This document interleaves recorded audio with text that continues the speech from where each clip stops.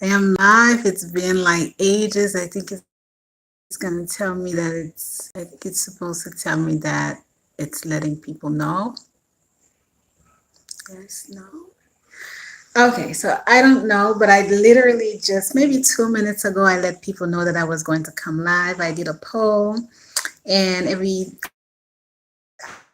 I think I had 2 or 3 votes. All right. Okay. So I guess it's live just now. Hi everyone. It's been ages since we have been live on YouTube. I feel like I don't know if my card is revoked. Hi. How are you? Um I don't know. I don't think so. I don't. What's your real name? It says respect the truth, so I don't know the real handle. I don't know. Guys, how are you doing tonight? It feels like ages since I've been here with you guys. I missed coming live, and hopefully tonight we are going to have such a good time. I let people know on my community tab a little bit of the agenda, but you know what? I'm just gonna go with the flow. Merci, mon amour. Mwah, merci, merci, merci, merci. Merci. Oh, it feels so good to be back with you guys. You know, in Creole, we say ou c'est vrai, you know. Ou c'est vrai is kind of like a term that we would use. You know how like I guess you know mapse really. You know when you breastfeed your kids and then there comes a time where you stop breastfeeding them and you just stop. So we use this term a lot in Creole. We say things like c'est vrai. You know people usually tell me that because I'm always like up and down. Sometimes I'm there, sometimes I'm not there. But I feel like I've como c'est vrai, no? That's how I feel. Um, no, you know, it's never gonna be like that between me and my YouTube people. And the reality is that people know where to find me. You know, I've had a lot of people communicate with me, especially between I think in mid-year after I did the first launch of the coaching and the mentorship, I took about a two and a half, you know, break and then, you know, around, I think it was late June, people started to write me and they were like, hey, you know, we haven't seen you. Where are you? I was just getting ready to come back and I was trying to figure out my logistic for, you know, continuing with YouTube videos. But you guys, I mean, for the people who've been following me for the longest of time, if you remembered, I did tell you that there's gonna come a time where I just feel like I would no longer do YouTube videos pertaining to Haiti. And one of the reason behind it is because I already knew.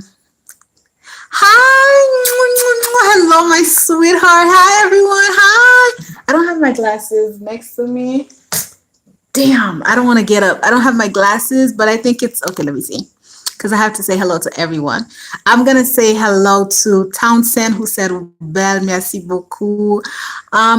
Arlene, hello, everyone. Blessing Daisins. Hello, my sweetheart. Hello. Respect the truth. Hi, how are you doing? You said, have I emailed you? I don't think I have. Who are you, if I may? Like the real name? I don't think I have. So, guys, um it's been a good year, you know, for me.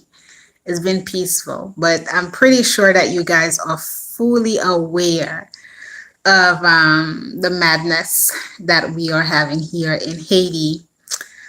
So for tonight, I really wanted to connect. It's been a little while. Um, I just wanted to connect with everyone.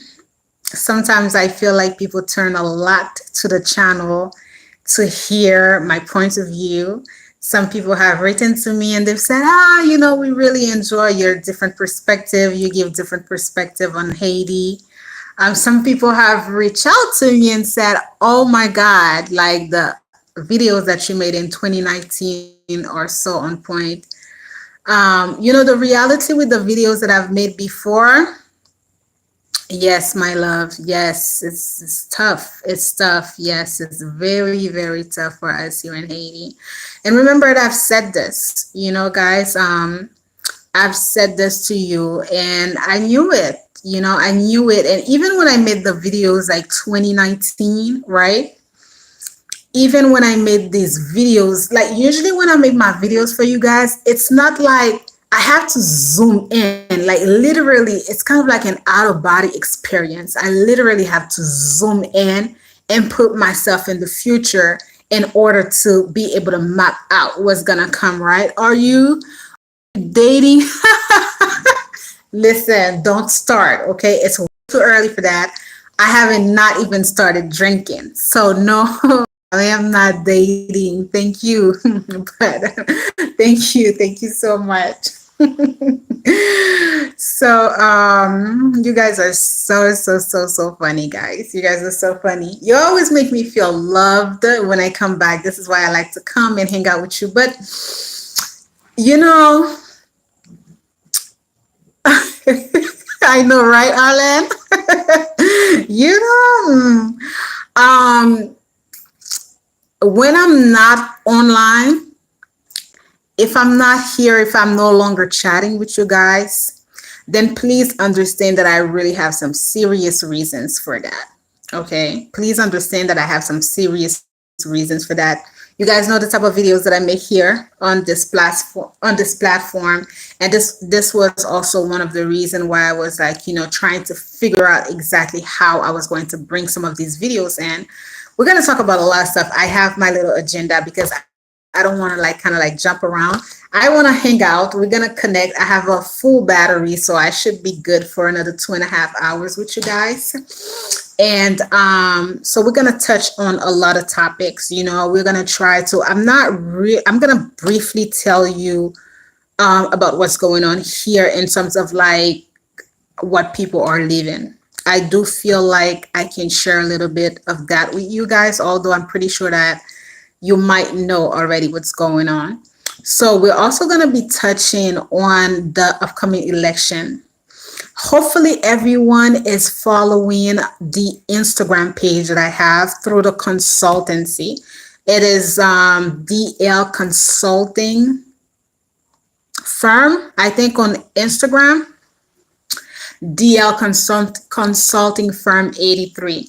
Please go watch all of the videos that I've made, guys. And please try to follow me every Wednesday. If you can't join me live, do go back and watch these videos. I wish that I was able to make videos for YouTube, but I'm just trying to find a quicker way to be online and deliver some of these information.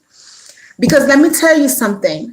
You see, moving into 2023, jumping into 2024, to tell you the truth, as I start to dive deeply into some of it, I really wouldn't be surprised if my Instagram starts getting shut down, because I'm not going to be watering down some of the information that I will bringing out to you, especially pertaining to relationships between Haiti and the United States.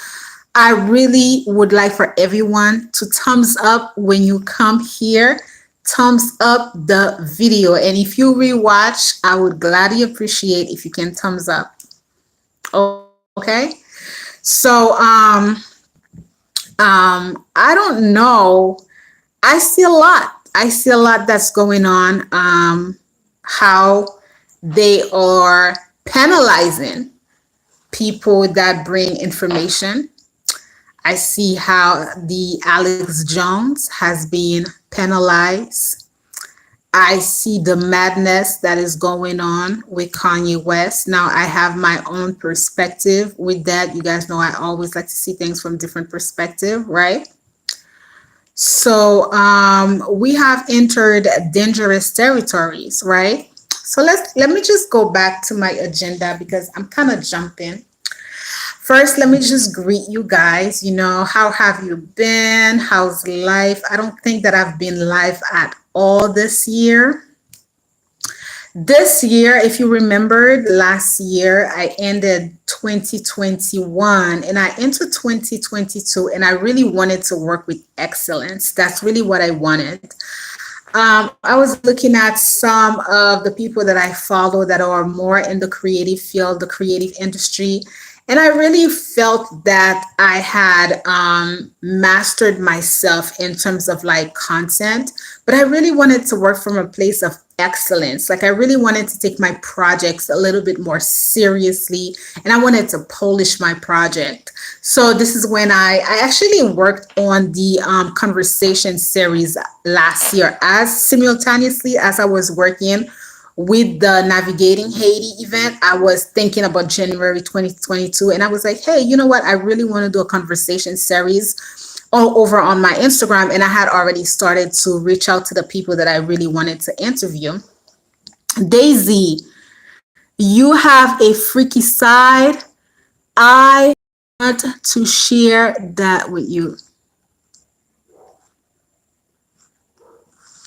So, for the conversation series, I loved it. Oh my God. And I am going to continue doing it. I enjoyed, oh my God, I really found myself. I loved it. I love the way that I was communicating with people. That entire project, my conversation series, the entire project, I'm so freaking proud of it.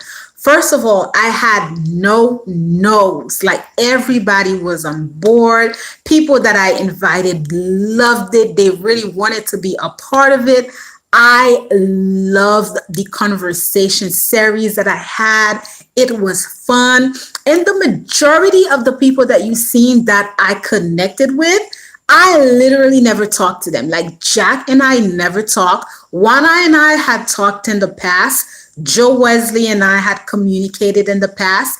If you have not watched it, please go over on my Instagram, DaisyLove8315. Enjoy this conversation. These are all creators. A lot of them, most of them are Haitian American. I think Juana is African. She's from Nigeria, but everybody else is like Haitian American. Guys, when I tell you that I love this project, and then people were really kind of like into it. People were really into it. And it opened a lot of doors for me. Guys, when I tell you that sometimes in life you really have to take yourself seriously, because I was like, you know what? Here I am. I'm here in Haiti. I really want to take some of my projects like very seriously. I want to put myself out there, and I really want to showcase what I can do, other than, diffusing the things here with Haiti. I just really wanted to do that. And I love that project, my conversation series. And then as I was doing it, I wanted to keep myself busy. And I had received a lot of great feedback for the coaching and the mentorship that I did last summer. But mainly, I really loved it for myself, because it was a program that I literally decided I created it. And it was a way to help support people to achieve their goals, because I found that I was extremely good at that, right? In 2022, do you still believe marriage? Do you believe love is real, or is it losing its true meaning? No, I believe in marriage. I'm really old school in that sense. Maybe I don't have my feet on the ground. I believe in marriage. I believe that love is very real. I believe in that. But very few of us, people, especially nowadays, I think that is very important if you're going to meet someone to know that the both of you have the same values in life. Love is real, but love does not equate a relationship. Love does not equate marriage. It really doesn't. What it creates marriage is upbringing, values, a value system. Very, very important. You could have the same background as someone, but you don't have the same value as that person. The value that you share, a lot of it has to do with upbringing. A lot of it has to do with also your vision for life. I'll take a a powerful couple. I always knew, even though I loved them, but I always knew that Brad Pitt and Angelina Jolie would not last. Why? If you know Brad Pitt's upbringing, he was raised with both of his parents, and his upbringing is more so traditional. Whereas Angelina Jolie has a very much of a free spirit ever since she was a kid. She has a very strange relationship with her father. And it's so weird because have Jennifer Aniston had kids with Brad Pitt, their relationship would have probably been more long term, because Jennifer Aniston is more of the girl from the block, whereas Angelina Jolie is a very much of a free spirit. So their relationship lasted until they started to have the kids and grow the kids. And Brad had a more of a stricter approach, and she didn't. So this is just to answer the question about marriage. If I believe in love, I do. I'm a lover. Listen, I'm a lover, but I don't believe that love is enough to sustain a marriage, especially these days. Listen, these days, you gotta be really on point. I find that it's better to be alone these days because but these are just my views. But anyways, guys, so greetings and salutation. I'm still doing that. So I just wanted to tell my year was, because you guys have not seen me. So I started off the year with my conversation series, and I loved it. And as I was doing my conversation series, I decided that I actually wanted to do an event in Haiti. You guys are, if you're not familiar with my work over at the youth agency, usually I have a lot of art exposition that I do around like December. But this time around, I had an event planned that I really wanted to do for Easter. And I was planning the event, but I guess I really was not in tune with the state of the country, because when I started to put together the logistic and the way that I had envisioned the event, and I wanted like a dance company to come dance, because I was literally doing it on Easter Sunday, and I had a theme, I had everything. And we started to plan the event. I had the location, the venue, and I started to meet with the people. But I started to have a little bit of a hurdle.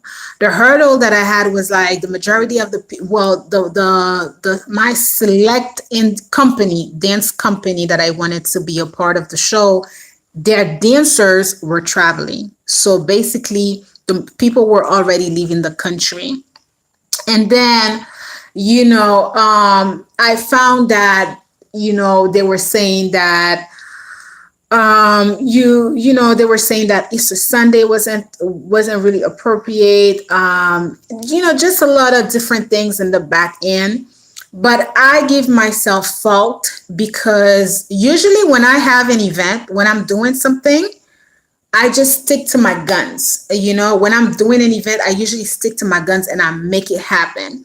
But this time around, I was bringing other people there because I wasn't doing the event on my own. So I really wanted a theme, and I was doing it in a different venue. So I had to take into consideration everybody and what they were saying. And that kind of like discouraged me a little bit. And I was also looking for funding, because the venue was asking me for a lot of money for that day. They were asking me for $800 American to pay. And I think that they were covering a buffet for the artists that were going to be there. They were also going to cover for the DJ, and I had a band that was coming, and the dance company, I had to pay them. So literally I had a budget. Now, I was teaming up with a couple of people here that are working, that are part of like, some cultural programs here in Haiti. But when I tell you that this country is non-operational, because everywhere around, all the doors were saying, they were all saying things like, there's no fundings, and I hate that, guys. Oh my God, if somebody wants to shoot me, I think this is probably a pet peeve for every creator.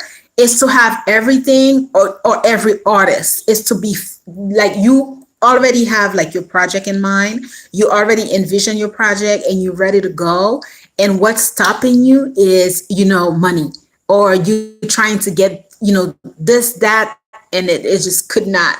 And so I got frustrated because I don't really work like that. I'm more of a person, it's kind of like I put in my mind that I'm going to do something and then I make it happen. So I got really frustrated and then I didn't do it. And that was a fluff for me because I really wanted to do it. And so I didn't do that. So that was like around Easter, but I took Easter off. I had a great Easter. I just took it off. I relaxed. My coaching and my mentorship went well this time around. I decided not to really share any videos, testimonies. The very first thing is that, people get very uncomfortable at times, especially if this is someone who doesn't really know you. The previous people that have participated into my projects are people that are here, like people who follow me on YouTube. So they were a little bit uncomfortable with, or people who knew me from before. So they were okay with doing the testimony, but I've chosen to do differently. How, and this is something that I also teach people, because you always want to have like the testimony. Every time you do a project, you really want to have people, give their impression of the project. For example, after I was done with my conversation series, you have to close down your projects. It's very important. You do a project and then you close down your projects. How do you close down your projects? You close down your projects by asking for people for their, like how was it? Did you find that it was good? Could I have done something better? Were you comfortable? What did you learn? So it's very important because as an independent contractor, as someone who works for yourself, you always want, for example, what if somebody else is doing another project and I want to collaborate? Or what if I want to ask for grants for the projects that I did? I need testimonials. I need to prove to people that this is a work that I did and this is what people felt about the work that I did. So it's very, very important. So this time around with the coaching and the mentorship, I just kind of like decided to do it differently just to make sure that people are very comfortable. So I've asked for my testimonial a little bit more privately. And also because of the state of Haiti, I just felt like, or just for my own privacy, now I kind of have like a vault where I just put all of my testimonials. So it's not out on my Instagram. It's not out, but let's say that I really want to showcase to a different company, a different organization that, hey, this is how my work is going. So I kind of had that going. So this was mid-year that we did. And then I started to kind of like get prepared for the consultancy. As you guys know, I started and I launched my consultancy in 2020. And I really kind of like I wanted to see, as I was like working with my consultancy, how I can provide the information, right? Because after Easter, okay, when I do my work for Haiti, I have to be in a different zone.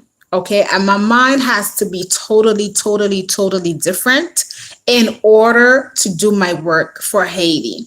So I literally have to draw all of my energy into me and project it in order to do my work for Haiti.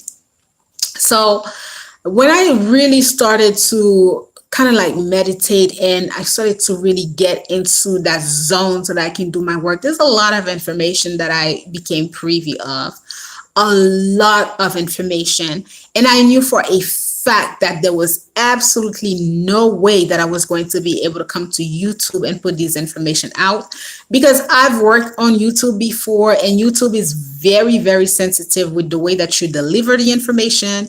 YouTube is extremely sensitive with how the guidelines, and now the whole situation with Alex Jones, if you don't know who he is, I'm pretty sure like a lot of you might know who he is, but I used to follow him in the early, like maybe like around 2015 or so, and I kind of like drifted away from really following him. But I am going to tell you this much: Alex Jones, his channel is one of the main channels that help to how would I say that? Like the things that he was putting out on Hillary Clinton, that shed a lot because he's following, yes, he's following, his following is very, very large. And the way that he was talking and the information that he was putting out, I remembered during, so when Hillary was going against Donald Trump, Alex Jones had someone from his team that approached her, and her bodyguards was around her. I would never forget. And the minute that the reporter said, and she was smiling, that's Hillary Clinton, right? She was smiling. She was all like, kind of like, wanted to talk to the reporter. And the minute that he said that he is from the Alex John, you should have seen how her demeanor just changed, and her entire security guards just came right around her, and she didn't answer. So I know that some of these people are very familiar with people who do independent information. And recently, because I didn't even know, I follow Christopher Green, and he was talking about Alex Jones. And when he was talking about Alex Jones, I was like, oh my God, because, I haven't been following him for some time. So I then Googled him. I then went on YouTube to figure out, okay, what's going on with him. And this is when I saw that literally he had a whole indictment over like a video that he made. We're not going to talk about that because I don't want them to penalize this live that I'm doing. But it looks like, you see, so, and there was a whole thing about Tasha K with Cardi B as well. So what that means for me is that it lets me know that I just can't come here and say my thoughts the way that I used to say. And if you are, maybe I'm not, I don't know how many of you have been following me for a long time, like since I've been here. There's a lot of my videos that I put out. I had a video on the Black Lives Matter. I put it out, like I took it down from YouTube. I had a video that I did in 2019 on the Clintons that were behind the scenes of the chaos of Haiti. And when Biden became the president of the United States, I also took it down because I'm always really like, I know how these guys work. So the minute that I saw that Biden was in, I said, let me just take my information out. So I took it out. So, people are saying like freedom. Listen, these guys are not playing games, okay? Nobody is playing games at this point of time. We have entered dangerous territory, and they are ready to take any and everyone out. You are either for them or you are against them. And if you are against them, then you need to buckle up. These guys are not playing. And what I mean that they're not playing, they're just not playing right now as we speak. When it comes to certain topics, like when it comes to politics and everything, if you don't know how to maneuver in these territories, honey, you need to take yourself out, okay? These are dangerous, watery territories. And if you do not know what you're speaking on, if you do not know anything about that, you need to take a seat all the way there, okay? All the way there. Because when I tell you that they are not playing games, they're not playing games. So when some of us are coming into the forefront, hopefully they know how to come into the forefront. Me, whenever it's time for me to bust my move, I'm ready. Bring it there, right? So, in a nutshell, this year was very different for me, but, it's just different leverage. It's different leverage. I entered 2022 very weirdly. Like, I entered 2022 on my own, and I think I shared that with you. I don't have like a large circle, but I had different people that I was interacting with. And for, it's just like, 2022 has not been that for me, right? 2022, exactly. Yep. 2022 has been a solo year for me. But you always need to remember, right? There are certain routes, there are certain journey, there's a projection that God is going with you. You're gonna have to learn how to walk along. If you're afraid, if you're one of these people who like to have people around you, you always want to consult, then you're not ready for a certain route. You're not ready for that next step, that next level. That's really that's that leadership level. That's that level where you do not consult with anyone but the gods. And I welcome it. And hey, boo. Hi, how are you doing, my love? Hi. So it's that next level, right? And I felt that, I was just getting prepared from last year all the way to like this year. I was getting prepared for that, and I welcomed it. And I think that what changed in my surrounding is, first and foremost, my relationship with my mother definitely softens. I feel like I have learned how to respect my mother a lot more, especially during these trying times here in Haiti. Now, Haiti has always had its up and down. And one of the things that I will always give credit to, as my mother has, we've never felt as children, we've never felt the chaos. Like, we've never felt, how I remember, like, around 1991, that was a coup d'etat. 2000, it was the heavy years, but we've never felt it. And now look at this, we are in 2020 moving, and I'm way past my age, but my mother still holds it down in her house. She's strong enough in that foundation. So my level of respect has definitely been a top notch, and I feel like for her as well, because she has definitely softens around me. Hey, oh my God! Evans, my love, how are you? Oh, I'm so happy to see you here.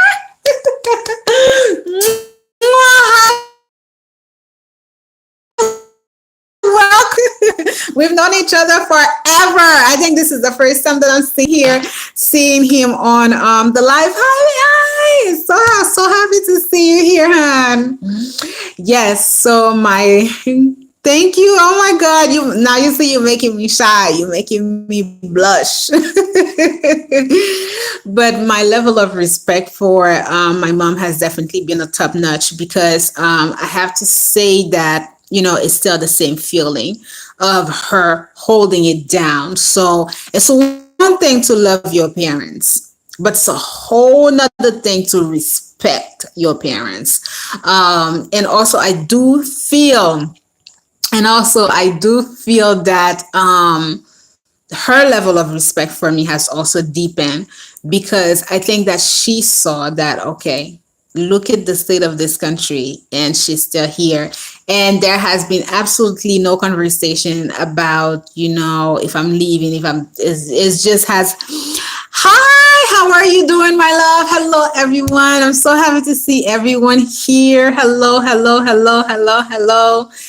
everyone. I'm so happy to see everyone here tonight.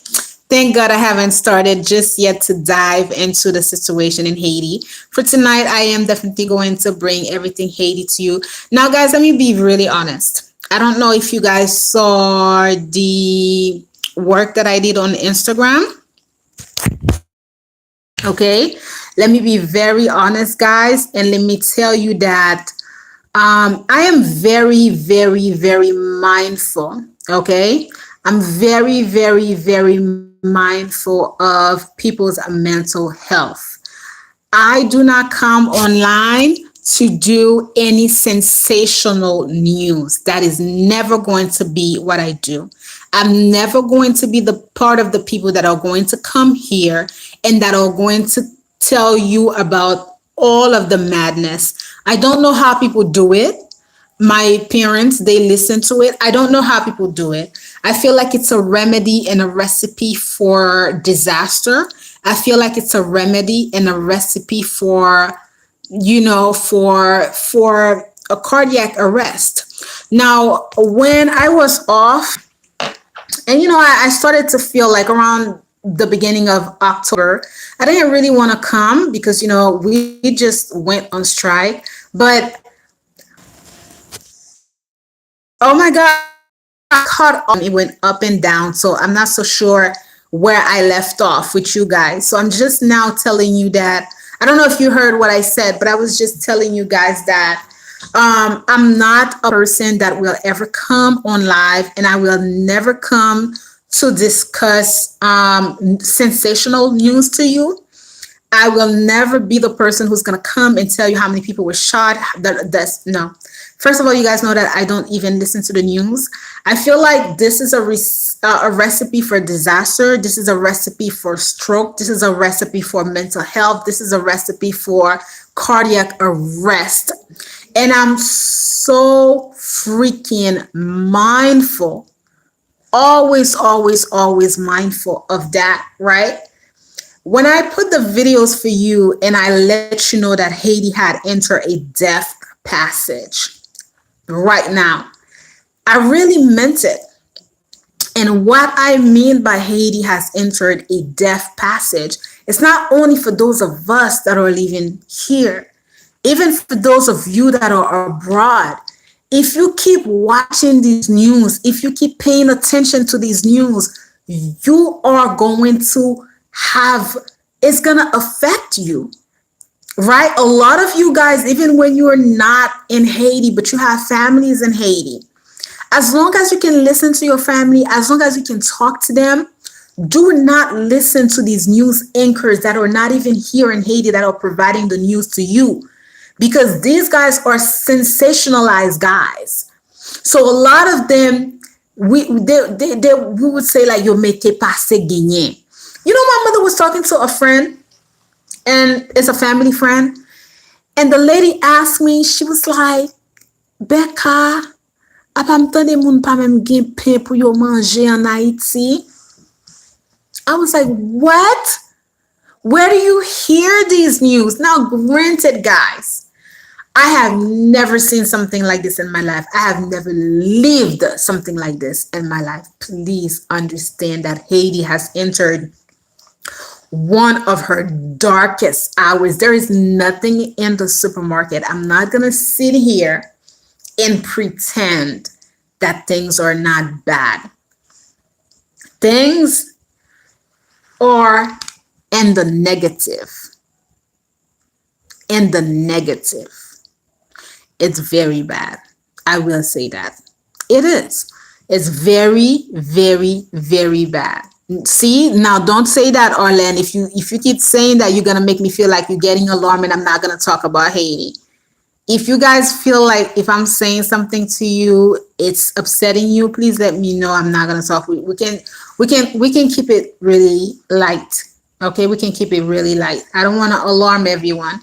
Now, remember what I said to you. Go back to the videos that I made for you about projecting Haiti in 2020. What did I say to you? Guys, I left you the blueprints already. I've said this to you. In life, there's always need to be a foundation. Here in Haiti, these guys have created the madness that we are facing. So they have to face the consequences by all means necessary. They have created this madness, right? When you create a madness, let me tell you, when I was in school, like in kind of like middle school, we say primaire here.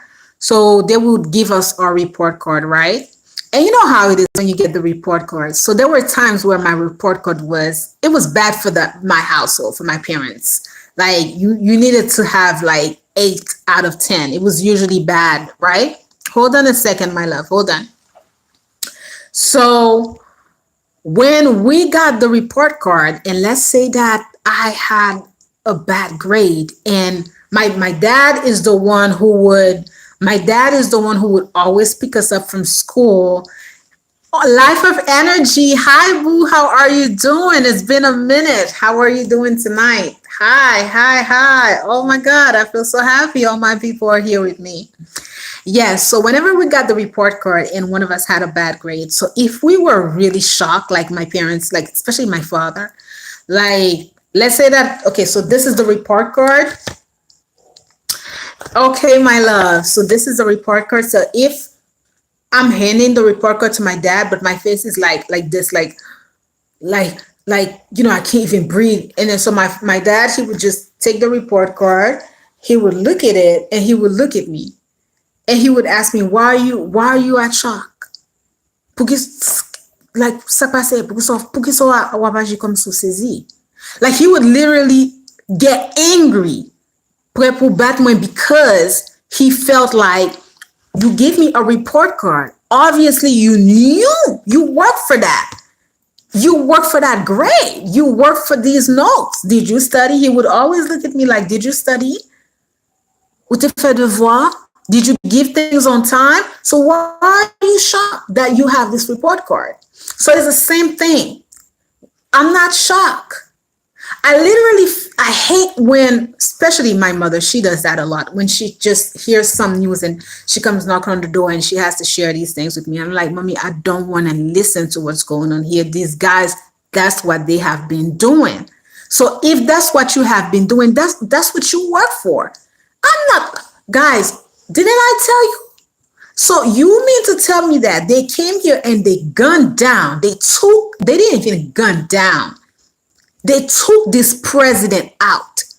And what they thought that Haiti was going to get better? Really? Really? This is not even the worst. I don't even want to scare you.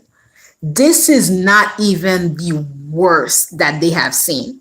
Because right now, it's like everybody now, they're waiting for the United States to send troops. The US cannot send troops to Haiti. They have their own load going on. China is ganging up on them. They are internally,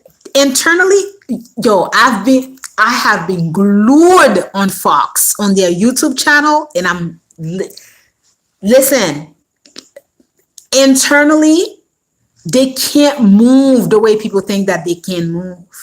So right now, this whole situation here that we have going on in Haiti, literally those of us that are here, we have got to not only brace ourselves, but we have got to be very, very um careful, because it's not gonna get any better. And you know the worst thing? We don't have any products that are coming. So sincerely, people can barely eat. The cost of life in Haiti, it's so freaking it, it's non-existent. These guys, they don't know how to do their economy. The family.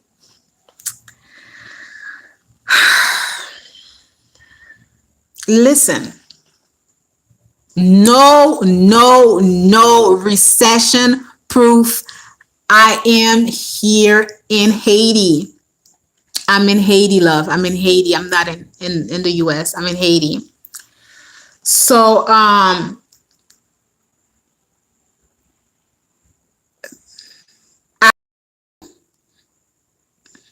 how it's going to end up, 2023 is going to be tough, guys. It's not going to be easy. The United States is going into election.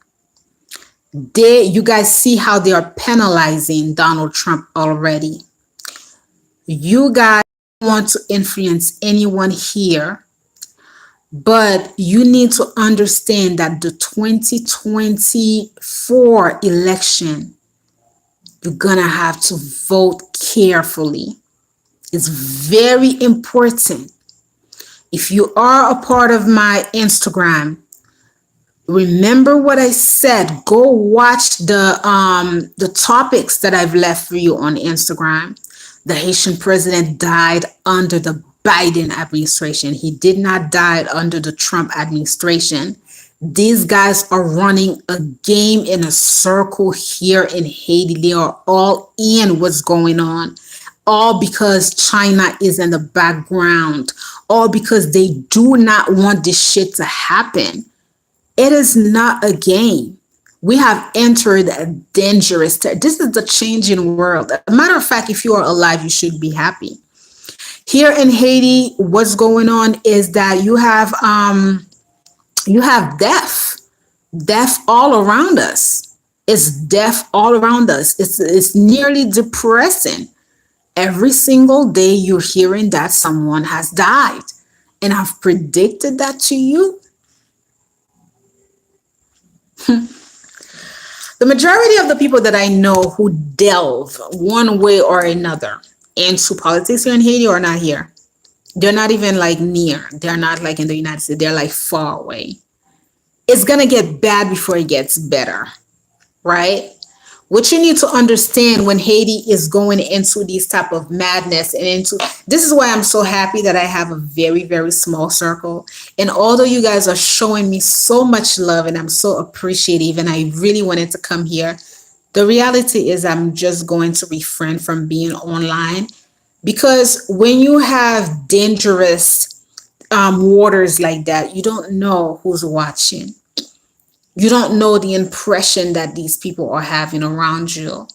You don't know someone's motive, right? So it's very, very important that you keep a back end, that you do your work in the background, that you continue to move forward, but you're not out there. I'm never one of these people who are going to be here and always be online, kiki and kaka. And I've already done my job. I've already let you in on the future. Now I'm here because what one thing that I always say, my job is to be able to go through this death passage alive. That's my job. That's my priority. So right now, my priority is me. My priority is my mental. And how do I combat my mental? I don't listen to the news. I never listen to the news. I don't watch any content pertaining to Haiti. This is why there was a particular individual who kept sending me stuff. I had to stop him and be like, stop doing that. Your mental, your mental. Because with your mental, if you are not careful and you keep watching these things, this shit can take you out. Like when I think about Mika, and this is what is so upsetting. When his dad said that he died, Mika mourir avec un colère, I felt that in my heart. Because, I always knew that he loved Haiti, but I always feel like I'm one of the few people who love Haiti. But when I really think about him, I can feel the same love, the true, the genuine love. That love for the land, that love for Haiti. We don't want them to buy. Then everything has been in a standstill for 2 months now. I haven't been able to fill my gas tank for 2 months. I only buy 2 gallons at a time. It's frustrating. Yes, it's very frustrating. And I think that it was on the Instagram that I said to people that you have to be very mindful if you're working with someone in Haiti because, the other day I went out and I needed to pay and the entire system at the supermarket just shut down. Right. And literally I had to wait another half hour for them to get it back on because the internet connection went down. And we work with a very good internet carrier, but even with them, every time that there was strike, especially like at the end of September, the mid-September, because that's when the guys that went on, it was just quick. I think it was like they put the gas up, they went on strike, and it was a dead deal, right? So it's very like we don't have anything anymore. Like the supermarket are empty. You can't go from point A to point B. The banks are not open. The line at the Western Union, I don't even want to know how it is. But the reality is that this entire system, still no gas, yes, still no gas. They're not opening, although I overheard that they're doing it. Like, guys, I don't even want to talk about the current situation here because the reality is that it's so politicized. That's the correct word. Guys, it's so politicized that I don't even want to talk about the now. It's so politicized. It's a lot going on in the back end. It's a lot going on. You have to just, I feel like you just have to be able to breeze through it. You got to be able to breeze through it. I wish I had connections in Haiti. I would get a passport and get a land, etc. I hope I will have this opportunity in the future. Yes, you should. Um, Life of energy. Yeah. I mean, let me see. What did you say again? You said you wish you could connect Well, you have a connection in Haiti. If you want to, you want and get a land. Well, right now, listen. Even like I said to people, even if you were to come, it's very. Why would you come? Going from point A to point Z to show you lands is very tricky. Thank God that some of the people that I used to work with in the past, I had already saved some of the videos that I made, and I was able to showcase them, the lands, some of the people that I work with. But even with myself, doing my consultancy work is just because I already have the connect. Because it's very, very tricky for me to leave Port-au-Prince and to go anywhere else, right? She said there's guys for the uppity, but the regular citizens are feeling it the most. Don't say that, honey. Okay, don't say that, because the regular citizen are actually selling it. They're actually selling it. Maybe you don't know how to get gas, but people are, because when was it? I think it was the beginning of October, mid October. There was no transportation, but now there's, like, I'm not so sure where you are. I think you are in Hansh, right? But here in Port-au-Prince, we have transportation. It's hella expensive for people, but we have transportation. So where the hell did they get the gas?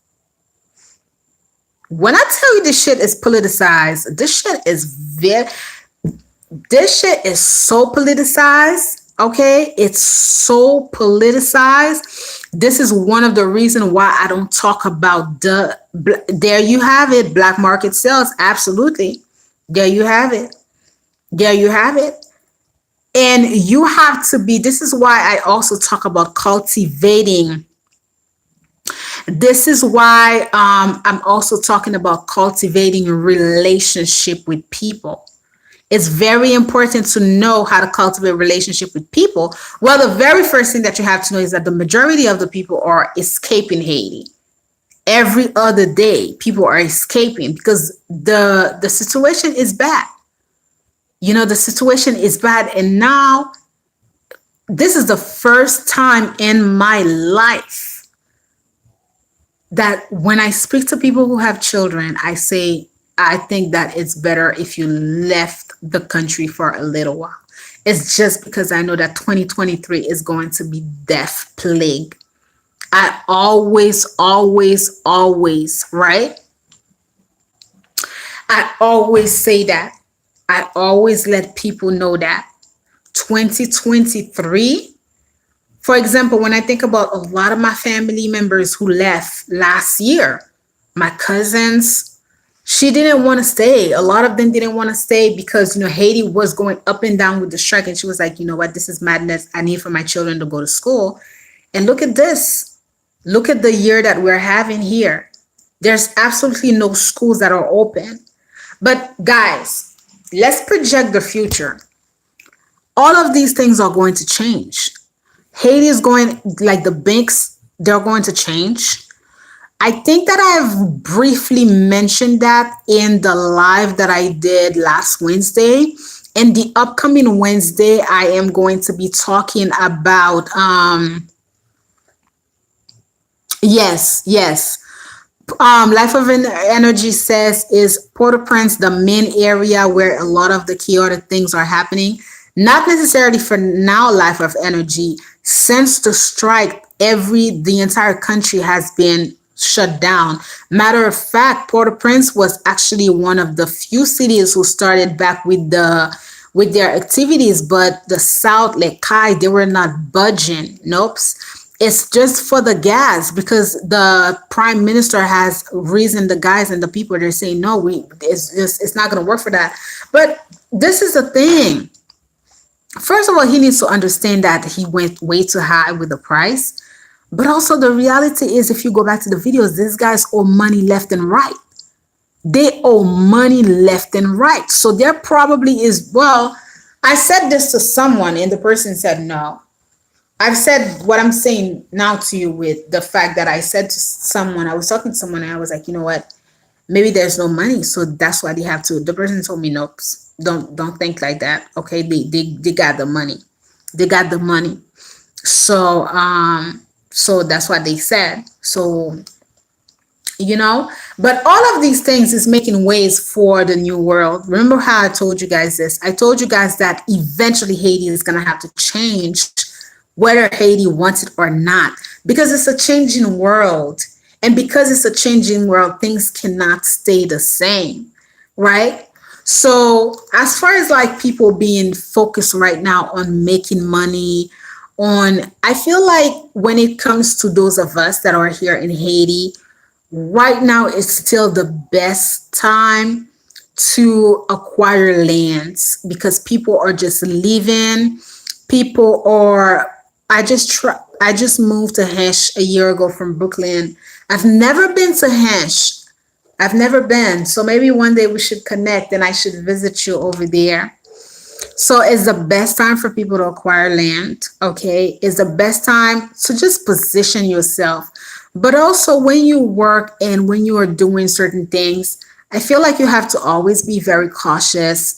You always have to know that, listen, people who are taking care of business are still taking care of business. People who are taking care of business are still taking care of business, okay? We just know how to go around it and how to maneuver and make sure that we are not caught in what's going on. It's always very important. You have to remember that when Haiti is in such a state of chaos, you can have the next person who never liked you, right?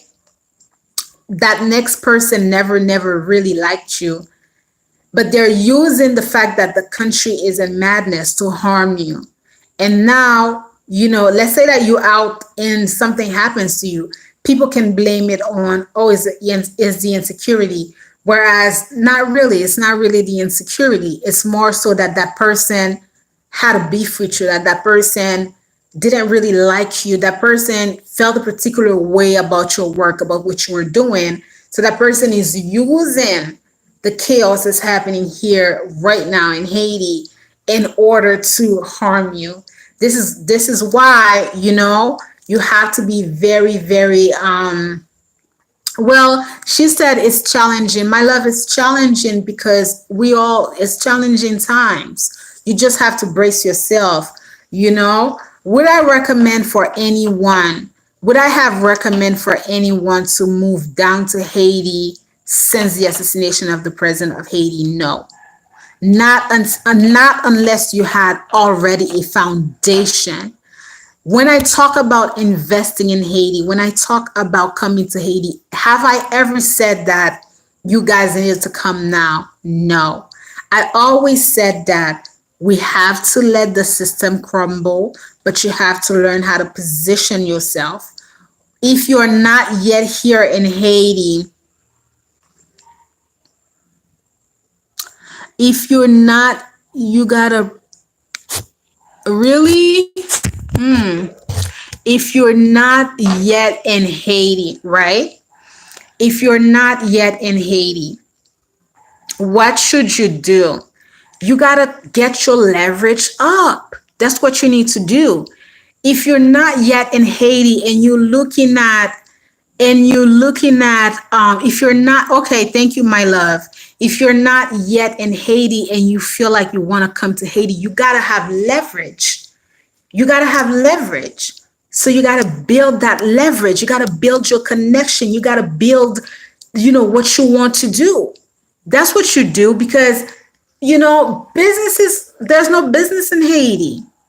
Who has any, every door is closed down. And the few remaining doors, if the situation doesn't change for the month of November, I don't know how we're going to handle it with this no gas situation.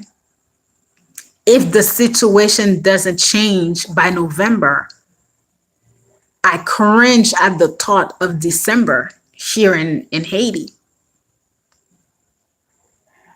Very, very, very tricky waters right now. Tricky and slippery and dangerous waters. Dangerous waters right now. So, but also it's a lot in the background. It's a lot going on in the background. It's a heavy weight, heavy weight for these guys. They took the president out, didn't they? You got to be here next week. I'm going to be talking about, we're going to move into 2023.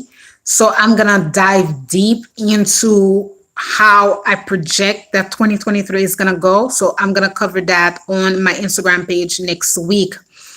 And when I do it, I'm going to talk about China.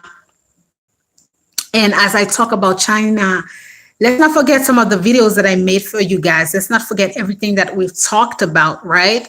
So the United States would be damn right now if they let for technically Haiti should have been in elections since last year. We should have been having the elections. There's no government as we speak here in Haiti. And these guys, they're not working for any type of government. Meanwhile, every other day, they're taking somebody out. Every other day, they're gunning somebody down. Every other day, they're taking somebody out. Like they're taking people that played a role one way or another. They're keeping the country in hands. The United States, they have their own loads. So they got to focus on their own election. So what's going on here in Haiti right now, it's a distraction for them. Because what you have now, if the Haitian Americans were really structured, you guys that are over in the United States should go on strike and demand for Haiti to have a president, a government like heavy. But also you need people that can organize these things. So if you guys, those of you that were over there in the US, you put a lot of pressure on them, then there would be no way for them. They would have to make sure that Haiti goes into election. But they don't want that to happen, because for Haiti to go into election right now is for the Chinese government to have an open door. Meanwhile, there's only about 1 year left for Biden there. So they don't even know who's going to be the next president in 2024, moving into 2024. And look at the bullshit that they're doing to Donald Trump. You see how they went into his house. You see how they're trying. Haiti's election should have been in 2022, my dear. It should have been actually last year in 2021. So we are overdue for elections. I'm just saying that the United States is probably not, they don't really want Haiti to go into election before them. You understand? Because for Haiti to go into election before them, I believe that the US election is November 2024, right? So if Haiti goes into election right now and we have a government, that still gives leverage and open doors for China to be here and to conduct certain things with Haiti, which they do not want to happen, because they don't know how their election is going to turn around. But you guys can see, for those of you that live over in the United States, or those of you who follow the news in the US, you guys can see how they are moving. How are they moving? They definitely don't want Donald Trump there. They definitely don't want Donald Trump. The whole going into his house and trying to indict him is putting pressure and trying to scare off his supporters, so that if he decides to run, people can say things like, oh, but we don't know if he's not going to get arrested. When it comes to Donald Trump, these guys, he has to watch his back, because these guys do not want him there. Because Donald Trump in power 2024, it's a game changer for them, because that he is not into their whole agenda. That's the problem. This is why a lot of people were so caught up with the whole black thing. And I'm not caught up with that. I'm not caught up with skin. I'm not caught up with race shit. As long as the person is not sitting at your table, you shouldn't get offended if somebody doesn't like you because of the color of your skin. What? It's so funny how Haitian people that live abroad think, but it's not their fault, because they're not really into the real truth of politics, right? They're not really into the real truth of politics. These people played. Now, granted, the first election, Donald Trump went a little hard. But why? He went a little hard because he really wanted to win the election. It's all about strategy. Don't forget that he was someone who came from the left, like all the way. Even the fucking Republicans, they didn't really like him. So he had to win his election and he went hard. He went really hard, and he created division in the country, correct? But does it mean that Donald Trump turned people into racists? He did not. Am I gonna feel it? Are you a racist if somebody, people watch me, people support me that are white, right? Does it mean that they are racist because of that? If the things that Donald Trump was saying, if it affects you mentally, then you need to check yourself, because as an adult, people's words shouldn't have such an effect on you. But unfortunately, guys, with the US, right? But unfortunately, with the US, the blacks and the white people, they dance a dance that's always been like that, right? The United States, black and white people, they always have some racist shit going on. It's always like a race bait, and this is when you guys are wrong. Because I'm here in Haiti and I'm telling you, Donald Trump in power had changed the system here in Haiti. Because some of the bullshit that the US government was funding here, the Trump administration was not funding this shit. Don't let me get into fucking politics here. You guys know I can get there. You guys know I will, and I can get there. These guys are into something. You're gonna have to vote differently. You cannot vote for this administration. These Democrats, oh my God, they are garbage. And you gotta look at it from a different perspective. Thank you, my love. Thank you so much. You gotta look at it from a different perspective. You gotta look at it globally. When Donald Trump came into power, he took away a lot. He took away a lot of the fundings in countries where he felt like money was going into waste. And do I agree with him? I agree with him, because living here in Haiti, I know a lot of these guys, they have the money, but they don't really do the work. They're not really doing the work. Haiti has not had any ambassador since the Biden administration, because the president has been murdered. Listen,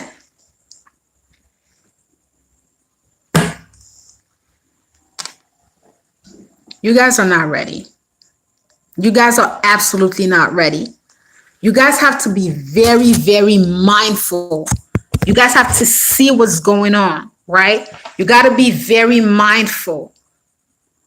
I see some of the just a few commission. I think it was someone who shared, and people still looking toward the US government to support Haiti into what this abyss.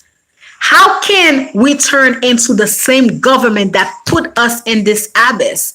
What the hell are you turning into these people for their support? That's a toxic relationship that we have to cut off. What the hell are you turning into a government that is making sure that you stay there? They're not giving us any other opportunity but to work with them. We don't want to fucking work with you anymore. It's a done deal. Moving into the New World Order, I bet you on my freaking life, these guys are not going to have, they're not going to be a superpower the way that they think. And it's so weird. It's like, I don't get it.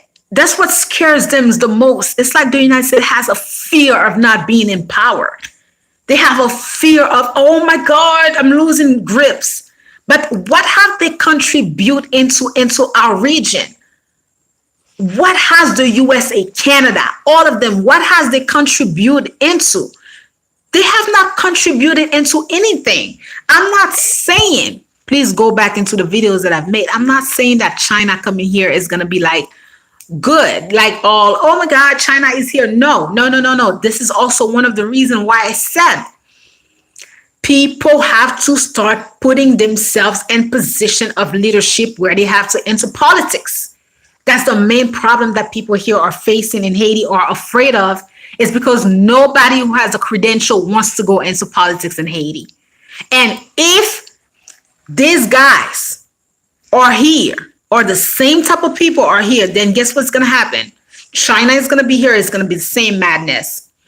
People are always feeling a particular way. I've talked to you, I've discussed with you some of these things. Who has the contracts for the roads? Who has the contract for the electricity? These things are not open to the public, but people who have the credential you got to put yourself at the forefront. Politics is a civic duty. Shit, I don't own a Haitian passport. That should not even be my duty. It's a civic duty. You gotta do it. You cannot be afraid of what? We all gonna have to die one way or another. And why would you put in your mind that people are going to kill you? Petit, listen, this is not my life right now. I'm so ready for these guys. This is not my life, because one thing, I have worked way too hard. I fucking work way too hard pour me quitter ken moun vin passer devant moi. Manjo. And I'm not gonna die. Oh no, I'm not gonna die. But for male, I'm here. Since they have to die, since they're gonna die, I'll wait for them to die. I'll wait for them to die. You know, those who made their bed, you're gonna have to die. Okay? I'm very mindful of my surroundings. You see why I'm not online. You guys see why I'm not online, because they're not ready for me. So they're just not ready for the bullshit that I know that they and the motherfucking president of the Dominican Republic, I got something else coming for his ass. Something else coming for his ass. Petit, you do not want to see me into action. But this is one of the reasons why I feel like the heavens, sometimes I want to come online. Like the last time I was going to come online, I got a cold. I couldn't even talk. I had a bad cold, I had a stomach ache and everything. I feel like God is like pulling me back and be like, Shitadeo, like, we want you alive. It's not yet your turn to come outside and, talk like that, because, you never know who's watching. That's a reality. And you guys know my views. You guys see my position, and I know what they're in. I know what all of them are in. I know a lot. I know way too much. And I'm probably sure they're probably sitting down and asking themselves, God damn it, how the hell she know all that? Daisy got so much talent that Haiti and the state of and the state of mind to receive. No, my love, they're not. He said, I wish you would come online. You can talk about other things like places you have visited, who did. Okay. So if you guys, guys, it's how many people would want to see me online just to see me online? If you want me to be online and we can just chat without politicizing politics, then I could do it. But I know that a lot of people turn into my channel for views, like to listen to perspective.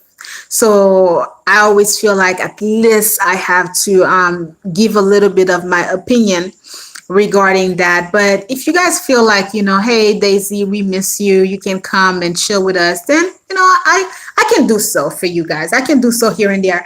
Guys, I am going to do the event for the second time around. Okay, I'll do it. I'll consider that. Okay, she said just do it once a week or once a month. I'll do it. I really wish that I could share a lot with you guys. Cheve ou belle. Cheve ou c'est belle. Merci so much. I love the chat on Haiti, but sure, we can chat about other things. See, it's mixed. It's mixed. Merci chérie. Merci en pile parce que vous dites cheve mon belle. Moi, remets tête, moi, like, moi, d'amour. tête. Moi. I love my hair. Guys, I haven't had braids in 12 years, right? So I did braids in July. I left them in for maybe like about 2.5 weeks. And this time around, because you guys know it was my birthday and everything, I just wanted something new. I wanted something fresh. You guys know that if there's one thing, I always feel that is such, to me, I never want to come here and not be up to par. Like I never want to come here and not have my energy on point, not just not be I think you can go deep on Rumble or Telegram. Oh, okay. I was thinking to myself that I wanted to do a newsletter. I wanted to do a newsletter where I could kind of like share more. Um, I'm going to be doing the event for the second time around. The information is going to come out this week. I really want to do the event again. I want to do the Navigating Haiti. I'm going to put the information out because I just feel like some of the things that I have to share, it needs to be for people who really are interested in it. And I really don't want this information out to the public, like just out on YouTube like that. You always have to be mindful these days. Like I said to you, you'll be surprised at the people who are watching. Okay. So I'm trying to wonder because I can feel like I'm lagging. I don't know if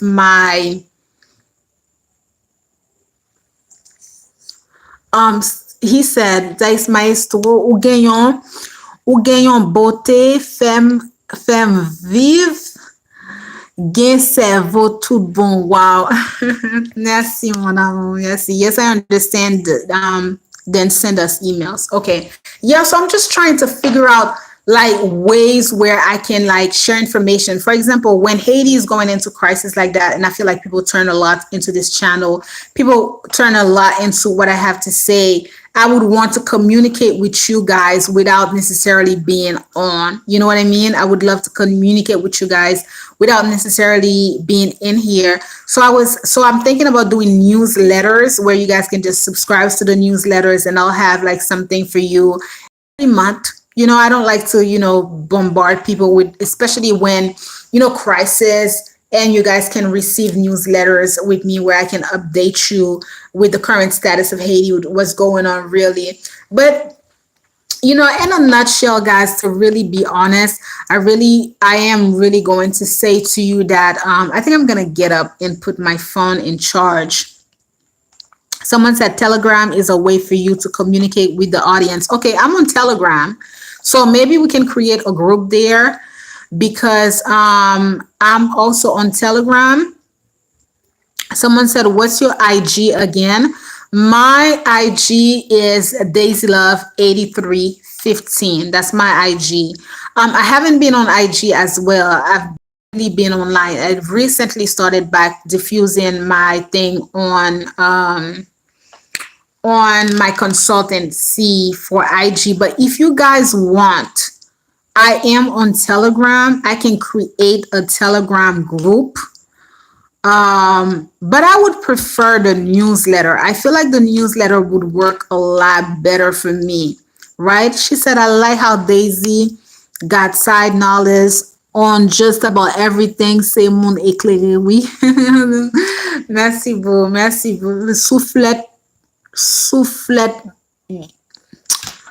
I cannot read this. Soufflet moyen beau. Soufflet moyen beau. I stop it. Yes, do both Telegram and email. Okay, I could do Telegram, but you guys know that writing is really better for me because I can definitely, through like a newsletter, I can definitely give you some great information. It would be like kind of like a newspaper for me. Like I would pinpoint certain things.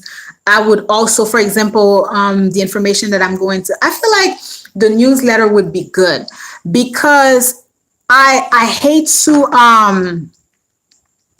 I hate to say what I'm going to say, but I really feel like in the next few, hold on, why is this doing this to me?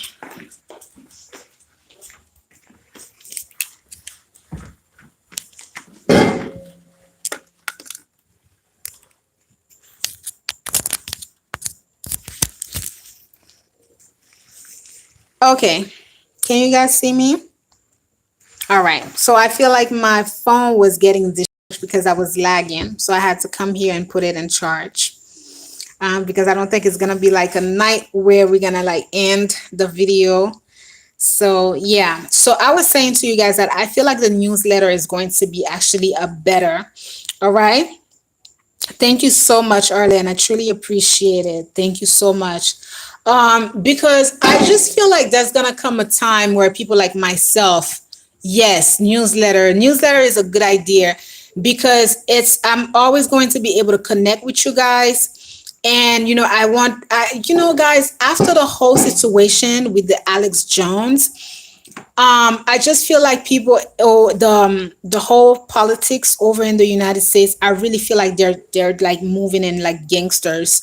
So anybody who's an independent thinker right now, anybody who has just a different mindset and who sees right through their bullshit and who's trying to point to people into a different direction, especially moving into the election years, they're not gonna be afraid to take you out. Look at what's going on with Kanye.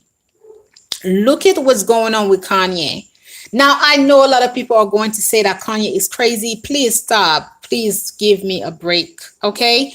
Read deeper. Read deeper into what's going on with him.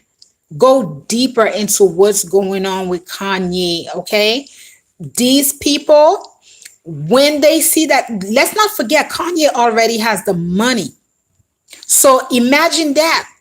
When you have people who see right to the bullshit and they have the money, yes, he is doing well. I hope so too. Like it was like, but is their whole way also of freaking out people. I feel like they're just kind of like they're just I feel like they're just really trying to make sure that people are afraid of Kanye, or people are looking at Kanye like he doesn't have a brain or something like that. Where Kanye just really sees right through the bullshit that they're doing, and he's not a part of that. So whenever you're not a part of what's going on, and whatever you see right through it, they are going to remove you. They are going to take you out. That's the world that you're living in right now. So, I mean, I'm gonna I'm putting the information out on Instagram, but I'm okay with understanding that at any given point, I'm okay with understanding that at any given point they just might just strike me and take my Instagram account out. This is why I feel like, yes, thank you for saying that the newsletter is excellent. I really feel like I need to create the newsletter. It's gonna be a lot better. Like that's you guys are always going to have access to this information that I have. She said 2023 is gonna be a breath of fresh air for our lovely Haiti. Could we put that energy out there? All right, IETBB. I mean, let's put the energy out there. I'm all for it if you guys want to put the energy out there, but we can be also very realistic, right? We can want to see Haiti better, but we have to live in the reality. We have to live in the reality. And what is the reality? The reality is that Haiti is going through a passage that is pretty tough, and it's not gonna be able to be out of it just like that. It's not. And when I talk about the death passage, I'm not even saying that, for example, no one right now who is a Haitian person that is not living in Haiti, every diaspora, one way or another, you have received a call or two calls from family members, from people here in Haiti that are letting you know that they're ready to come, that are letting you know that they're coming by all means necessary if you can host them. If you can host them. We had here in our home, we had received about four young men. They were all in transit coming from the south. Ah, ok. Mwen apren kreyol sou video. Oh, merci. Bon, mwen pa pale kreyol nan video mwen. So, yeah, so in transit. And what happens is that it's hard when people are in transit to say no. You don't want them to be with you. You don't want them to, be here because you still have to be, courteous. So I can only imagine any Haitian Americans or anywhere that you are, like a Haitian that is in the diaspora, the stress is a lot because I'm pretty sure that you guys are receiving by the daily, or requests from family members that are letting you know that they want to come, that are letting you know that they're coming by one way or another. And ou pa ka di moun yo pa vini because situation an telman difisil an Haiti lan mouman. Situation an vreman difisil. So si yon moun pat gen an foundation, how you holding down? If you didn't have a foundation, how are you holding out? I love that having a great relationship with moms are part of growth. Thank you so much, my love. Yes, I love it too. I really do. It feels very different when you can, have the support of your mom, even if it's like quiet support, but just to know that me and her, we are in a better state. Like, it's just, I think it's just understanding because these are very trying times. So, I think she sees, I think the same way that I'm telling you guys that I respect her, I think she respects me a lot for not budging. I think she respects me a lot for continuing with my work. They see me always like putting my makeup on and being online. And they know the work that I do, so they see that I'm not budging. So hey. Yes, guys. So pretty much I just wanted to connect with you guys. I know we didn't really talk much about Mika Ben. Let me tell you about Mika because I really want to talk about him. I was supposed to talk about him in the beginning. Now, Mika and I, we are about the same age. She's 81, I'm 83. So I'm 39, Mika is 41. And when Mika started to his group, Crazy Music, I was around my early 20s, right? I'm going to share with you the story that I never forgot and that I will never forget about Mika Ben. Now, for those of you who are not familiar with him, Mika Ben is unfortunately one of our Haitian artists who passed away on Saturday, October 15th on scene. I just could not believe it, guys. I really could not believe it. This morning, every morning I cry. Every morning it's just so hard. It's so hard for me, guys. I can endure a lot.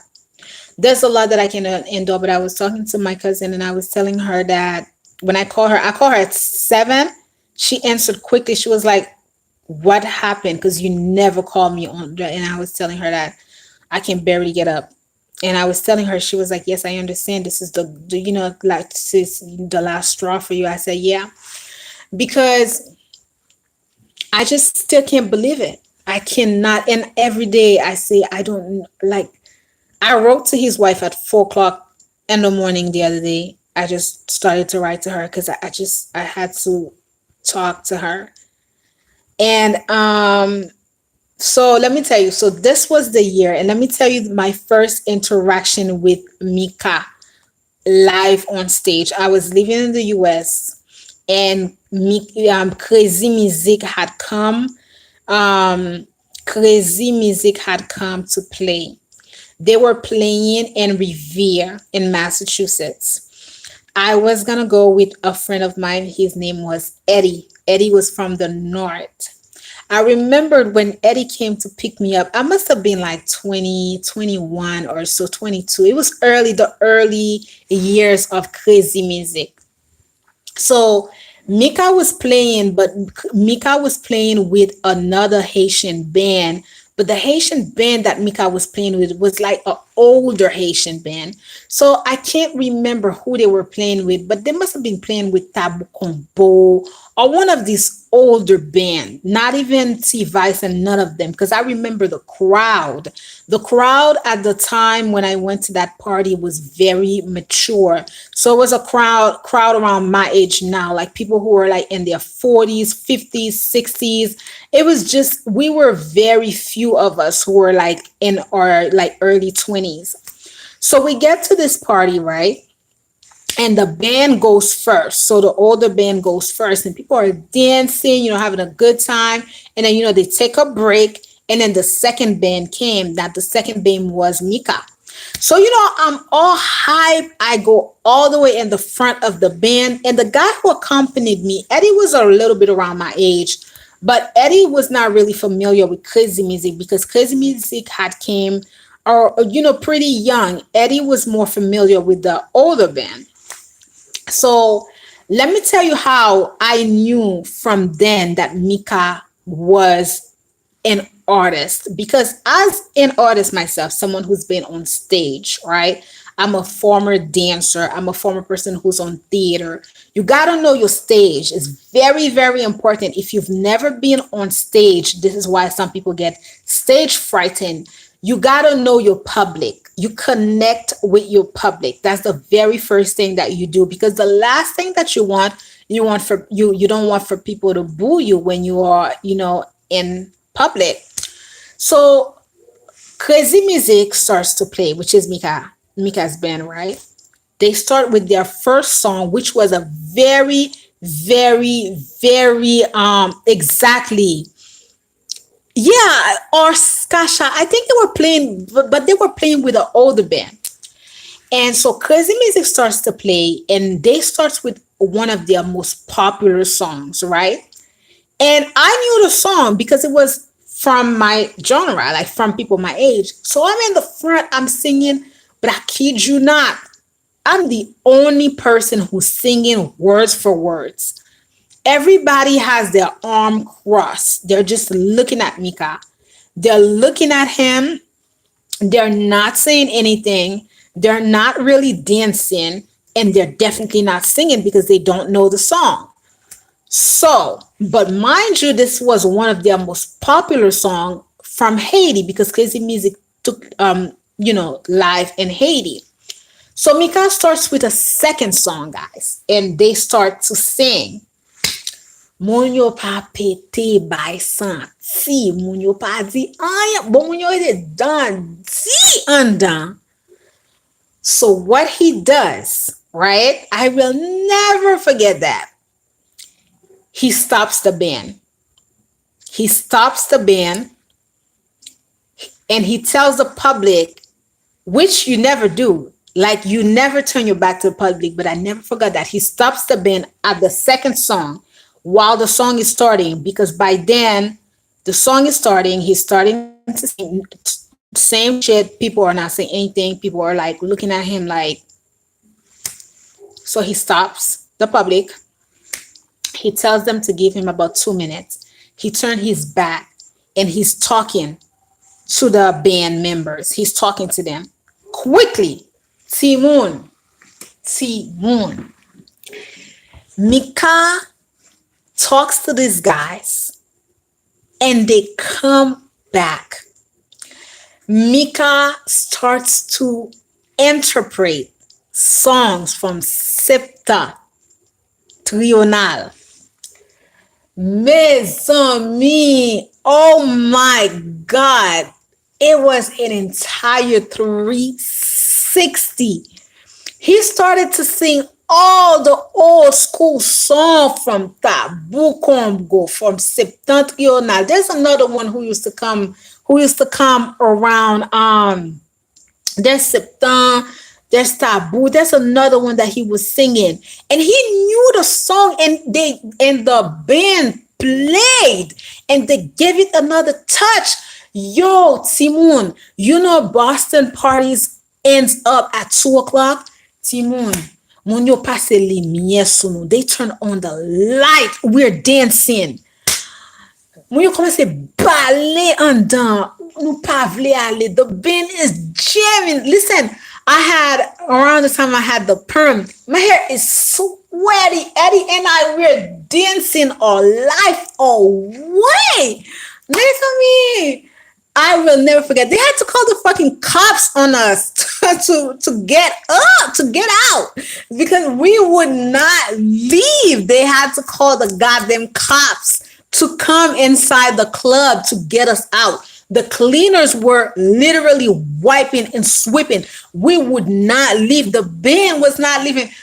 Timon, this is when I knew I cannot believe I'm sitting here and I'm sitting in that I'm telling that story when Mika is not there.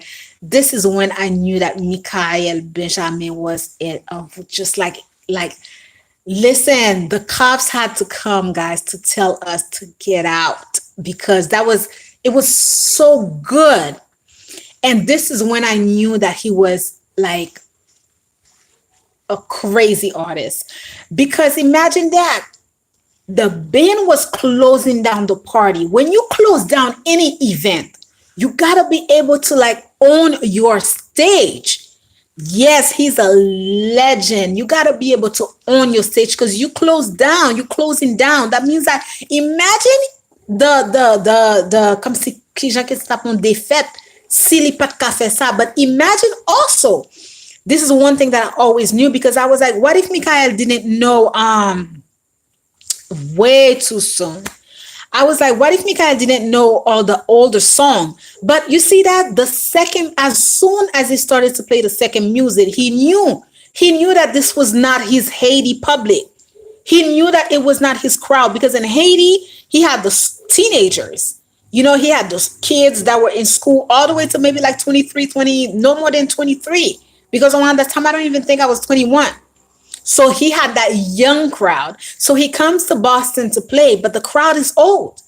They don't know the shit. They don't know crazy music. They don't know the lyrics to the songs. But he has to close down. He's the second band. He's closing down the party. Mika shut this shit down. They had to call the cops on us.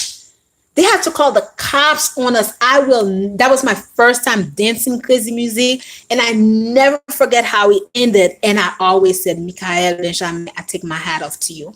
And then the other thing, if you're really familiar with Mika is one of the artists who doesn't only stays with the Haitian music.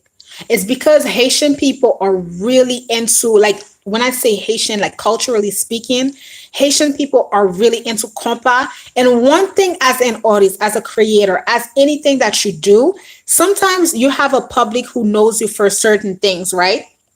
And a lot of time people have a hard time differentiate. For example, you guys know me here on YouTube for Haiti content. But as I think it was Arlen who said that, I'm multi-talented.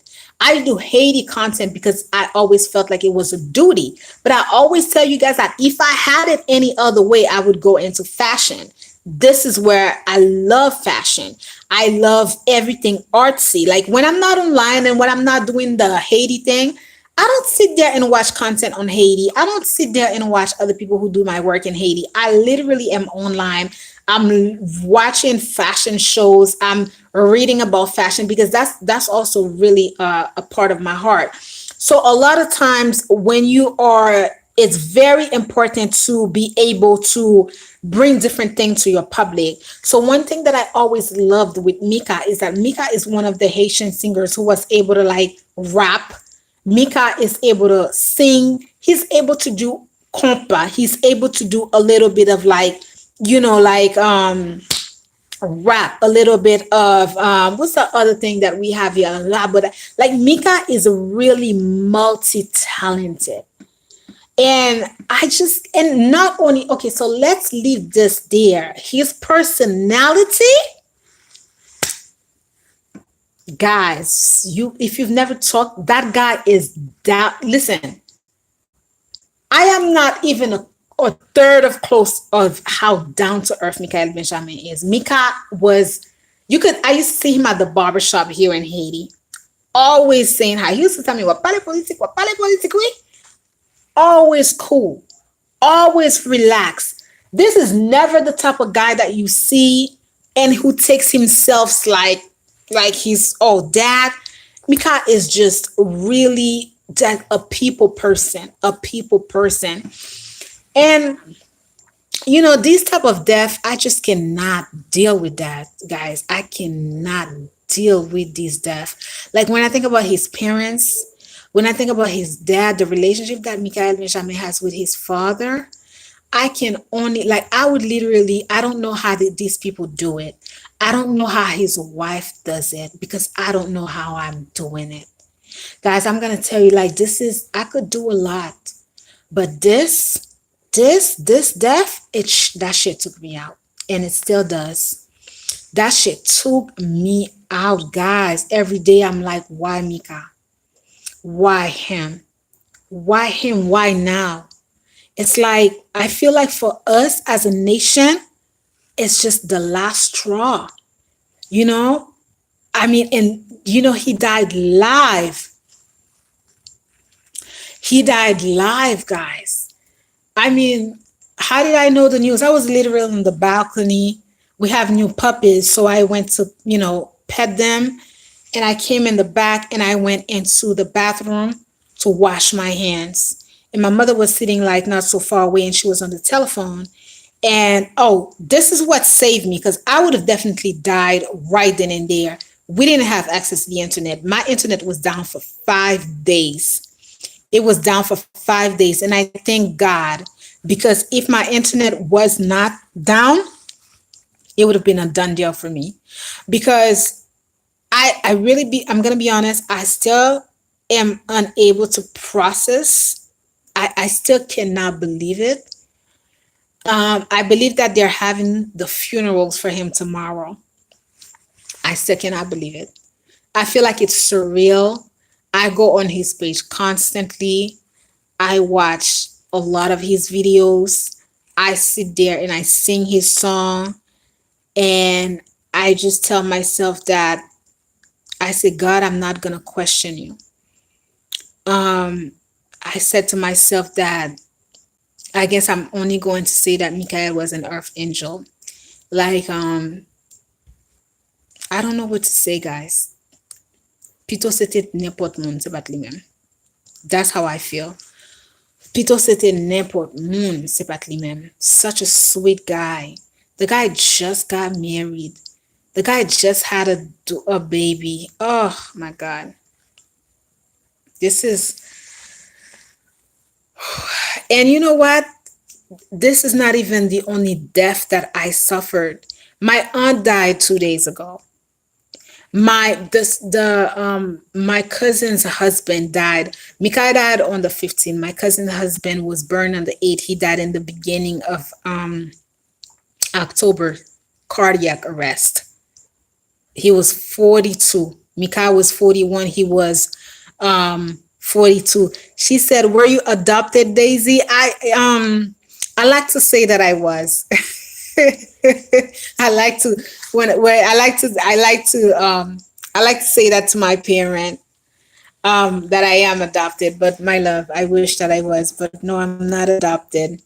What's the cause of his death?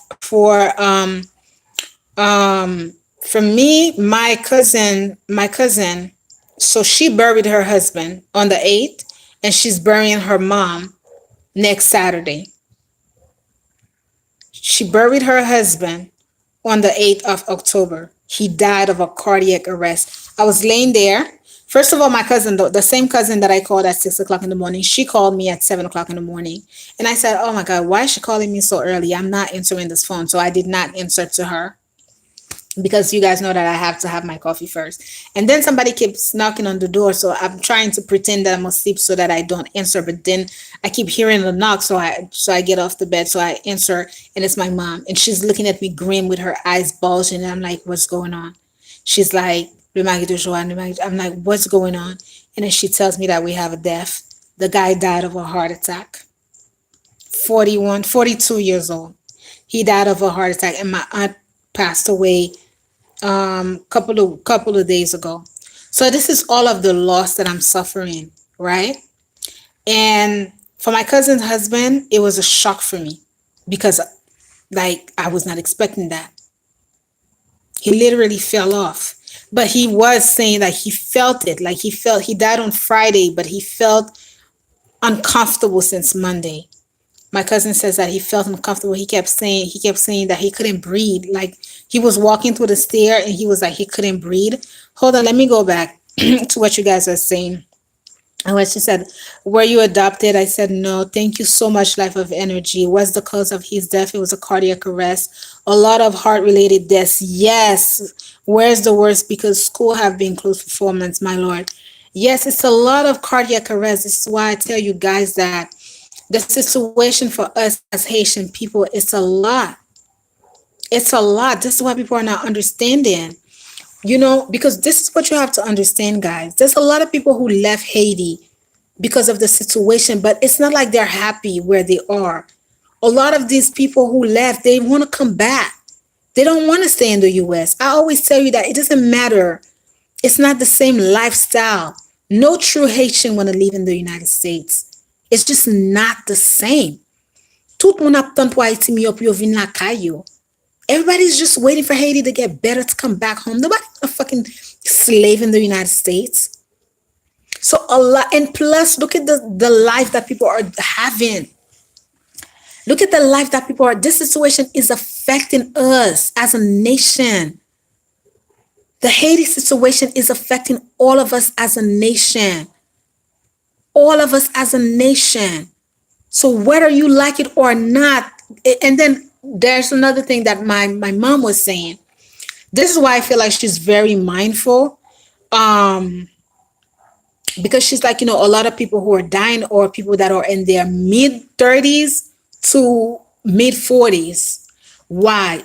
Because people are aged, right? When you think about people like my parents, no, even if Haiti is bad or whatever, they already have their life, right? They already lived their life. So it's not the same for them. People my age, a lot of you guys have younger children. People that are in their early 30s, mid 30s, you guys are married or not married, but you have kids. So imagine that someone like myself probably has kids. So just that stress, that stress level that person has to go through. And I buried so many people, guys. I buried my cousin again. I buried another one of my male cousin in May. Sudden death. Him, I almost died because that was someone that was very close to me. And I don't, when I tell you that the stuff that has been going on in the back, and when you don't see me, it's just that you don't see me. When you don't see me, you don't see me, guys. Um, Everybody, for example, the situation, and it's always been like that, but now what you have families that are dissolving because you have people who are saying that by all means necessary, they don't want to be in Haiti anymore. And you got other people who may just feel like, no, I want to be here. So you got a lot of that going on in families. In 2020, I felt a particular way because I know so many people who were getting married left and right, attending weddings, because a lot of people really wanted to get married. Do you know that the majority of the weddings that I went into, these families are no longer, these people divorced?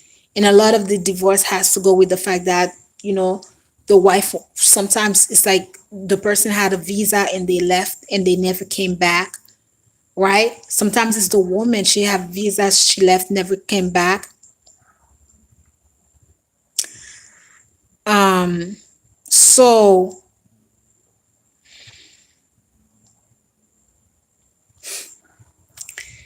some people are really mad are crazy. You see why I don't come online? Some people are crazy. But so it's sad.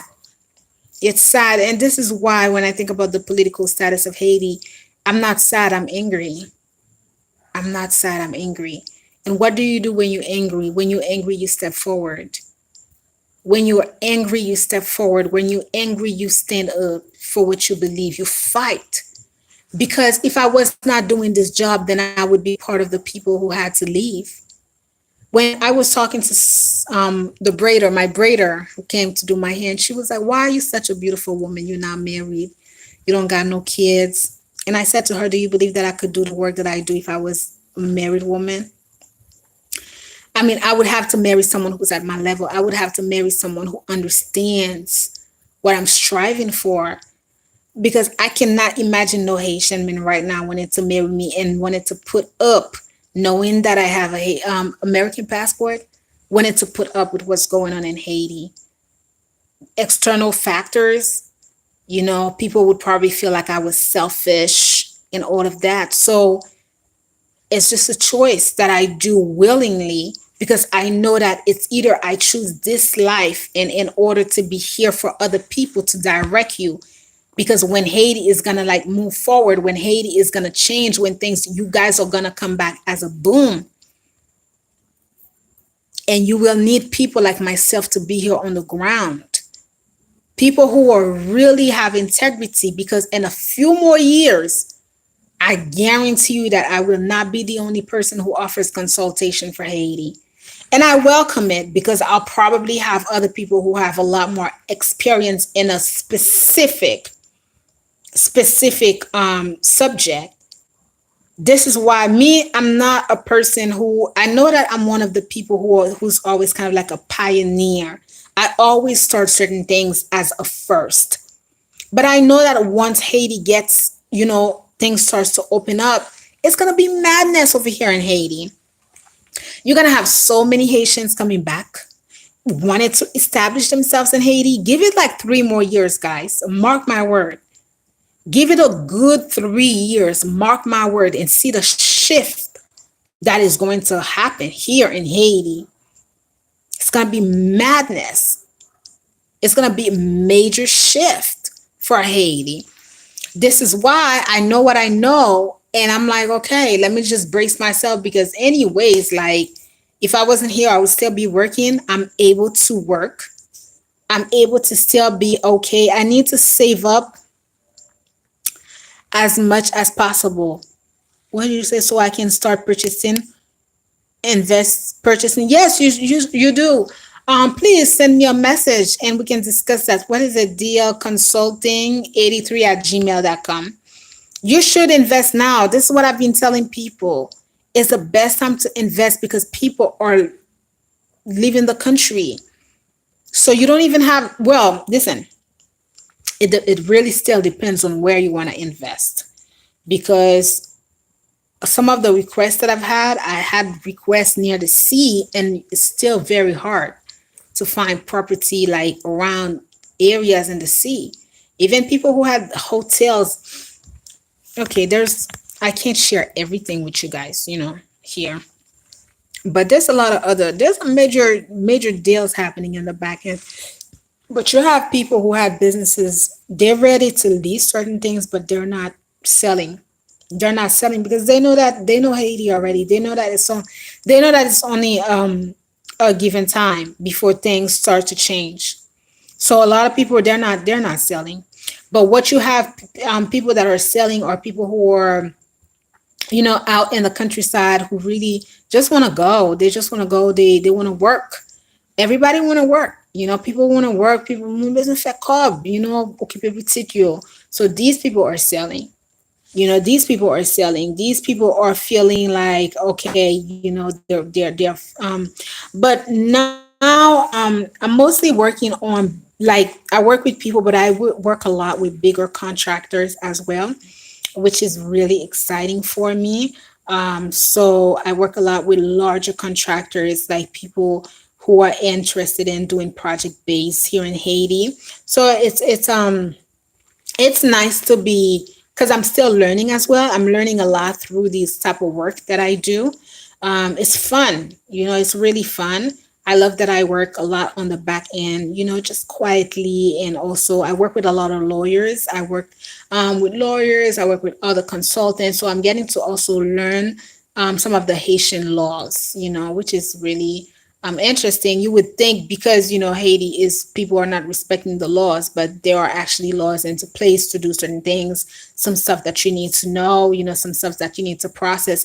And I'm very, very fortunate, because I don't know, it's probably just the way that I am. Nobody that I've ever even like here in Haiti, even when I go into places, people are always trying to put me into the right direction to do things the correct way, which I feel is good because a lot of times, you might find people who may tell you things that, oh, you could do this, and you do it and you have a better deal. You don't go through the legal processes, but how is that looking for you down the line? How is that looking for you if you have a problem? How is that looking for you if you have to literally fight off? But once we say things like "okay pose," like you "okay pose," like "opa gen problem," because you just everything is straightforward, and you're working with someone who knows the things. Like your head is at rested. You're not doing things like working with crooks, working with someone who you're trying to get to them, they don't. Like there's just a lot going on. People also who want to buy here, you have to be careful. You have to be careful because it's not like when it comes to investing in Haiti.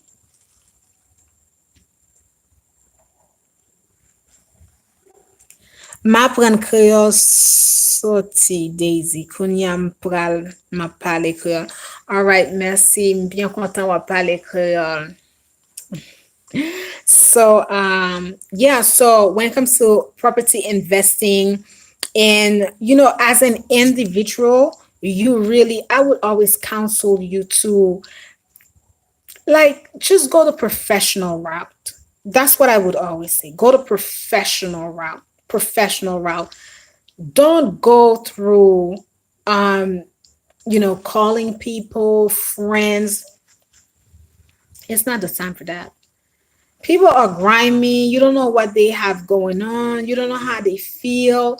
You don't know their mindset. And it's a lot of shit going on here in Haiti. You don't go the professional route. Okay, go the professional route. Make sure that you go the professional route. Make sure that you just you get your papers, you know what you're doing, you have someone look over your thing, you have someone work with you, and when you're ready, you there. um yeah, because you just really want to be mindful. You really want to be mindful. All right, guys, anything else? I'm so happy that I got to connect with you guys. You guys showed me a lot of love and I love it. Next Wednesday, I'm gonna be live on my Instagram page. I'm gonna be discussing 2023 and moving forward. And then the following Wednesday is gonna be very, very important because what I'm gonna someone said, do you consult for passport? What do you need for passport, love? It's so easy. If you give me a question, I don't consult for passport. I consult in everything relating to Haiti, personal or non-personal. I had someone who wanted a consultation and I never heard from that person. And I said, well, I haven't heard from you. And the person said to me, thank you, my love. Thank you so much. Souple pale. Guys, this guy is great.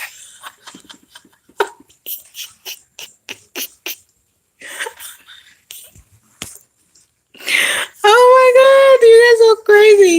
I wanted to obtain a passport. Sweetie, where are you located? If you want to obtain a passport, what kind of passport do you want? Do you want a Haitian passport? Do you want, what kind of passport do you need? I think Life of Energy, I think I spoke to you already. Didn't I email you and is it you? You were, okay, I think we talked about that, a Haitian passport. Yes, you wrote to me. I told you already. You told me that you went already into your consular, but they told you that it was just a matter of time, that it was a matter of 4 months. So what's the problem? I thought I sent you an email and we conversed via email already. You told me you seem, and the email that you sent to me, it seemed that you had it together. So, is there something that you're not really telling me? Because I remembered I said, okay, let me tell you something with the Haitian passport, right? So I just put it out there. For those of us who are not born in Haiti, right? Okay, so if it takes a year, then what's the problem? Wait,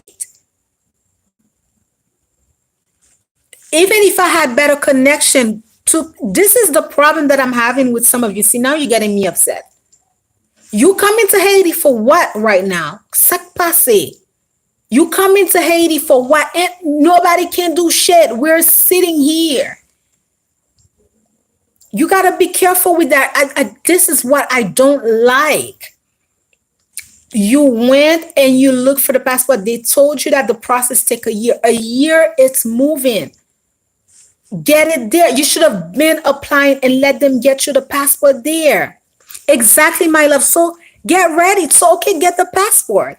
And even with the passport, right? I said to you, this is why I've told you this. I'm not giving anyone see guys, I'm not giving anyone any advice to come to Haiti at the present moment. No one is going to listen to any of my videos and say that I tell them to come to Haiti right now. Quite frankly, sometimes I have to ask myself where some of you listen, and this is why I don't want to come online. Because this it baffles me. You want to come to Haiti, but you want to come to Haiti for what, honey? We can't go from place. You don't understand. Maybe it's because the way I look. Maybe I'm giving you guys the impression that everything is good because I look good. You better stop it. There's no food for us to eat here. But moi, zokum paparet, look at this shit. Look at how skinny I am. Pa gen manger pou manger. I'm not joking. Things are tough in Haiti. So when people are telling me that they're coming to Haiti, even with the people that I work with, I take care of the majority of the things for them. I don't let them come down to Haiti. For what? To go to a hotel. Even if you go to a hotel, you can't, there's no gas. You have to calm down. I get a lot of that from some of my Haitian people. I get a lot of them who just, it's like you guys are eager, but you're not listening. And I don't like that. I get a lot of that. Okay? Ouvle Timon. I don't know, boo. Yeah, sometimes, yeah, sometimes the way moi vle fait Timon. Moi Timon. Maybe 2. I used to say that I want 6 kids. I didn't even suspect it. But back on it. Okay, so for the passport, you go through the process, get it done, and prepare yourself. Stop acting like Haiti is dying or you're not gonna come. My services are there. Even if you were to come to Haiti, dear, you would to do what? Who do you know in Haiti? I feel like you're not listening. And it's people like you who come to Haiti and you end up, with things that are not supposed to happen to you because you guys are not listening. I will apply and just wait. I will visit Haiti once it's better. Yes, my love. Apply for your passport. You should have been applying since that's something that you want to have. Then you can apply. But you don't need a Haitian passport to come to Haiti. You really don't need a Haitian passport to come to Haiti, my love. When Haiti is better, which is not going to get better anytime soon, maybe all the way after 2023, or maybe if you're depending on how, because you have to remember, on top of the economic situation that we're going through, we have also heavy insecurity. It's not the safest thing to just decide to come to Haiti because everybody right now is looking for opportunities. So unless you come into Haiti and you come in to visit someone that is very certain, that person has a relationship with you, that person is coming to pick you up, you can't even be sure of distant relatives because you don't know people's mindset.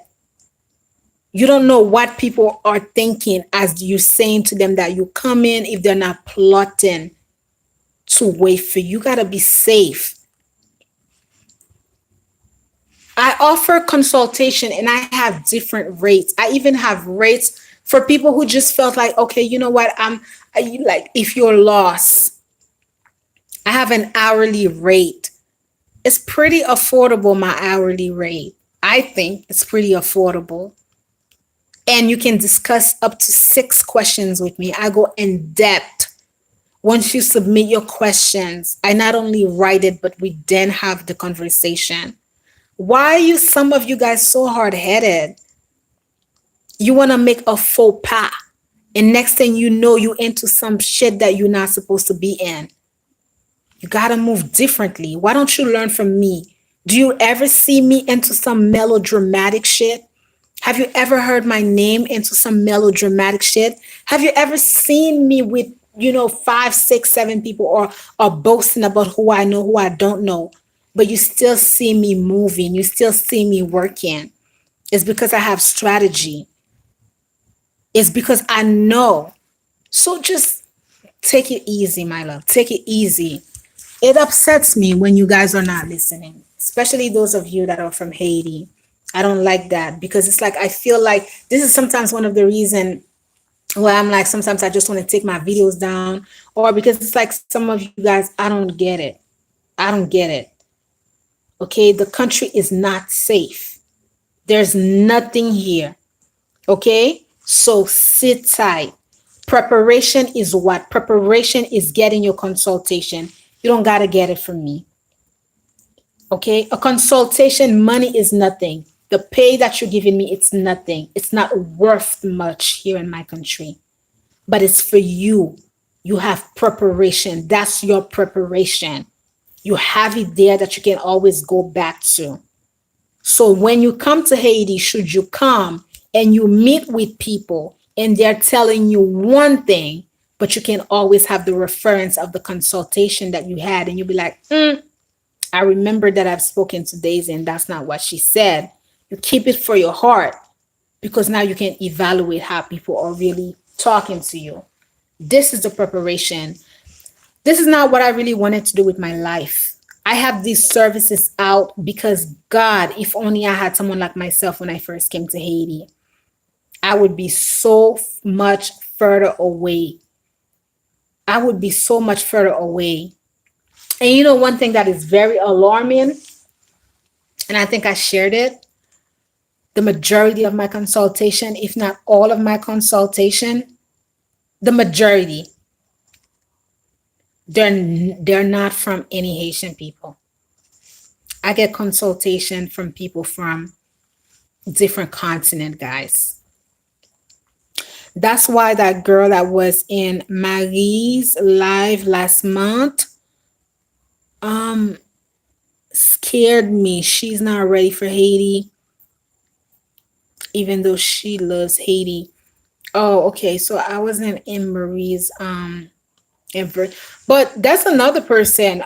Life in Haiti with Marie. I don't know. I know that Marie is a lot into the nonprofit, and I do know that Marie receive visitors. So for those of you who feel like, hey, you know what, I just want to check Haiti out, you can always check with Marie and see if she's receiving visitors. You can just decide to go through her just to get a feel of the country. Marie is doing great work in Haiti.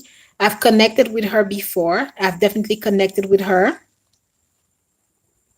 Oh, merci ma chérie. M'pral ale tou. Moun yo kebe mon pil aswe ya. Thank you, babe. Mes amis male de zizi, ma boule, ou même qui fait rete tant ça. We happy to see you. Thank you, boo boo, chérie, my love. Merci beaucoup. I will come back, chérie.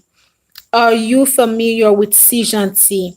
I'm not really familiar with C. Gentil, but I do know of his work as well here. But I've not connected with him. I've not spoken with him. But of course, you guys have to always remember that it's a small circle. It's a small percentage of those of us who do this work in Haiti. So even when we don't know each other, I guarantee you that we know of each other's work. I have spoken to Marie before. I I go with my intuition. I really like Marie's energy. I really do feel like Marie works from the heart. I really feel like Marie is someone who definitely had a turnaround with her life. I really feel like coming here to Haiti, even with being deported back, is definitely an entire, like, I feel like this was Marie's path. I feel like Marie is gonna go and do great work and branch off into there's a lot more that Marie could do. I need to connect with her because we needed to work together, not work together, like there's a lot that I've noted because I really, when I like someone, I when I really like someone, I'm gonna give you a lot of pointers. So I really was working in when I was in hiatus, and I took some time to look at her work, and I know that Marie is a deported person, but I don't know if she's aware, but Marie can really gain back her citizenship continuing with the work that she does here in Haiti. And I even feel like Marie can act as such a heavy person when it comes to the youth that are over there, and especially where she comes from, just to make sure that they don't get themselves in trouble and come back. And here and there, I catch her live. I catch the live that she did a couple of weeks ago, and I think I shared it on my own community page where she was interviewing a deportee, and that guy was sharing the atrocities of what was going on in the prison system. So he got deported, and usually when you get deported, they're supposed to come pick you up. But I think his story is that they didn't come pick him up, and they took him in the back and they put him in jail. And I think he stayed 4 months. 4 months, and he was talking about the atrocity. And that live, I remembered that Marie was saying that she had some pictures and she had some videos that they had sent to the prison system, but she was very mindful of her public and she didn't want to share. Now I would have shared. I would have shared. Now I know the reality of the prisons here. I've talked about that to you before. And I shared with you that it's just not a joke shit. But for the purpose of some of our young people that are over there that do not want to stay put and they want to come here, I would have shared these videos just to show the atrocity of that. Hold on, let me go back and see. I believe Brotherly Love had gotten deported. He also created his school in Haiti. Okay, so I don't know the person that you just mentioned. Hey everybody.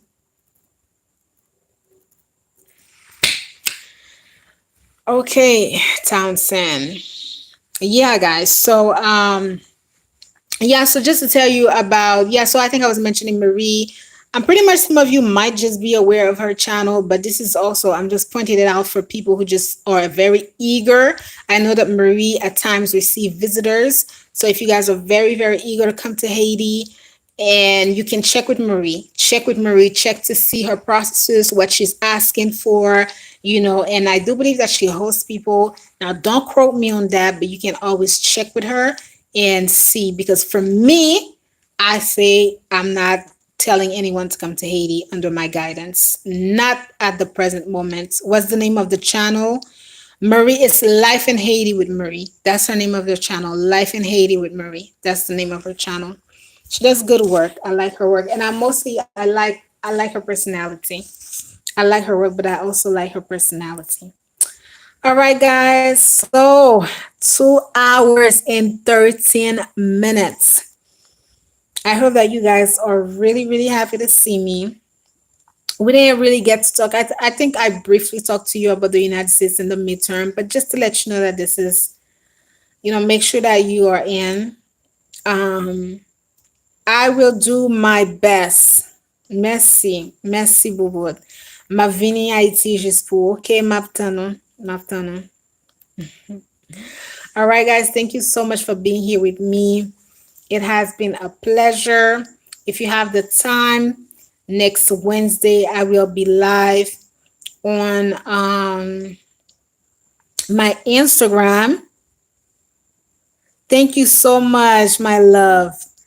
Wow, it was well spent. Continued blessing. Thank you, my love. Thank you so much for everyone who was here. I received all your love. I felt really, God bless us all. Yes, God bless us all. God bless you guys that are not here with me.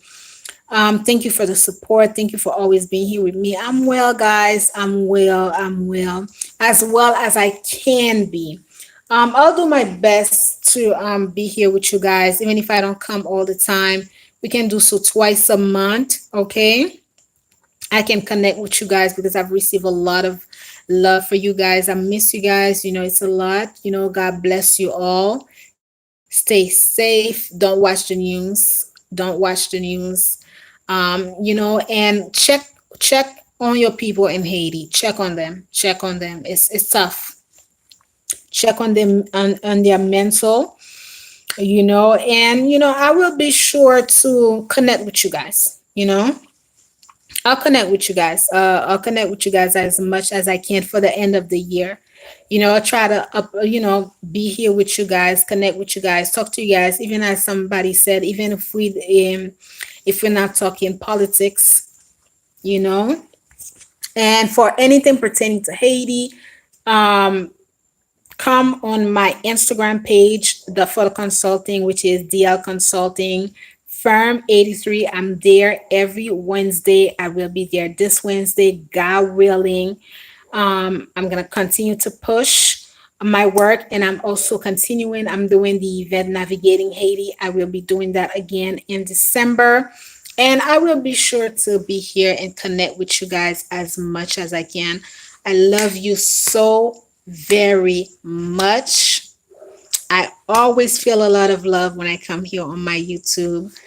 Thank you so much for being here with me, guys. Thank you for your love. Thank you for your support. Thank you for your prayers.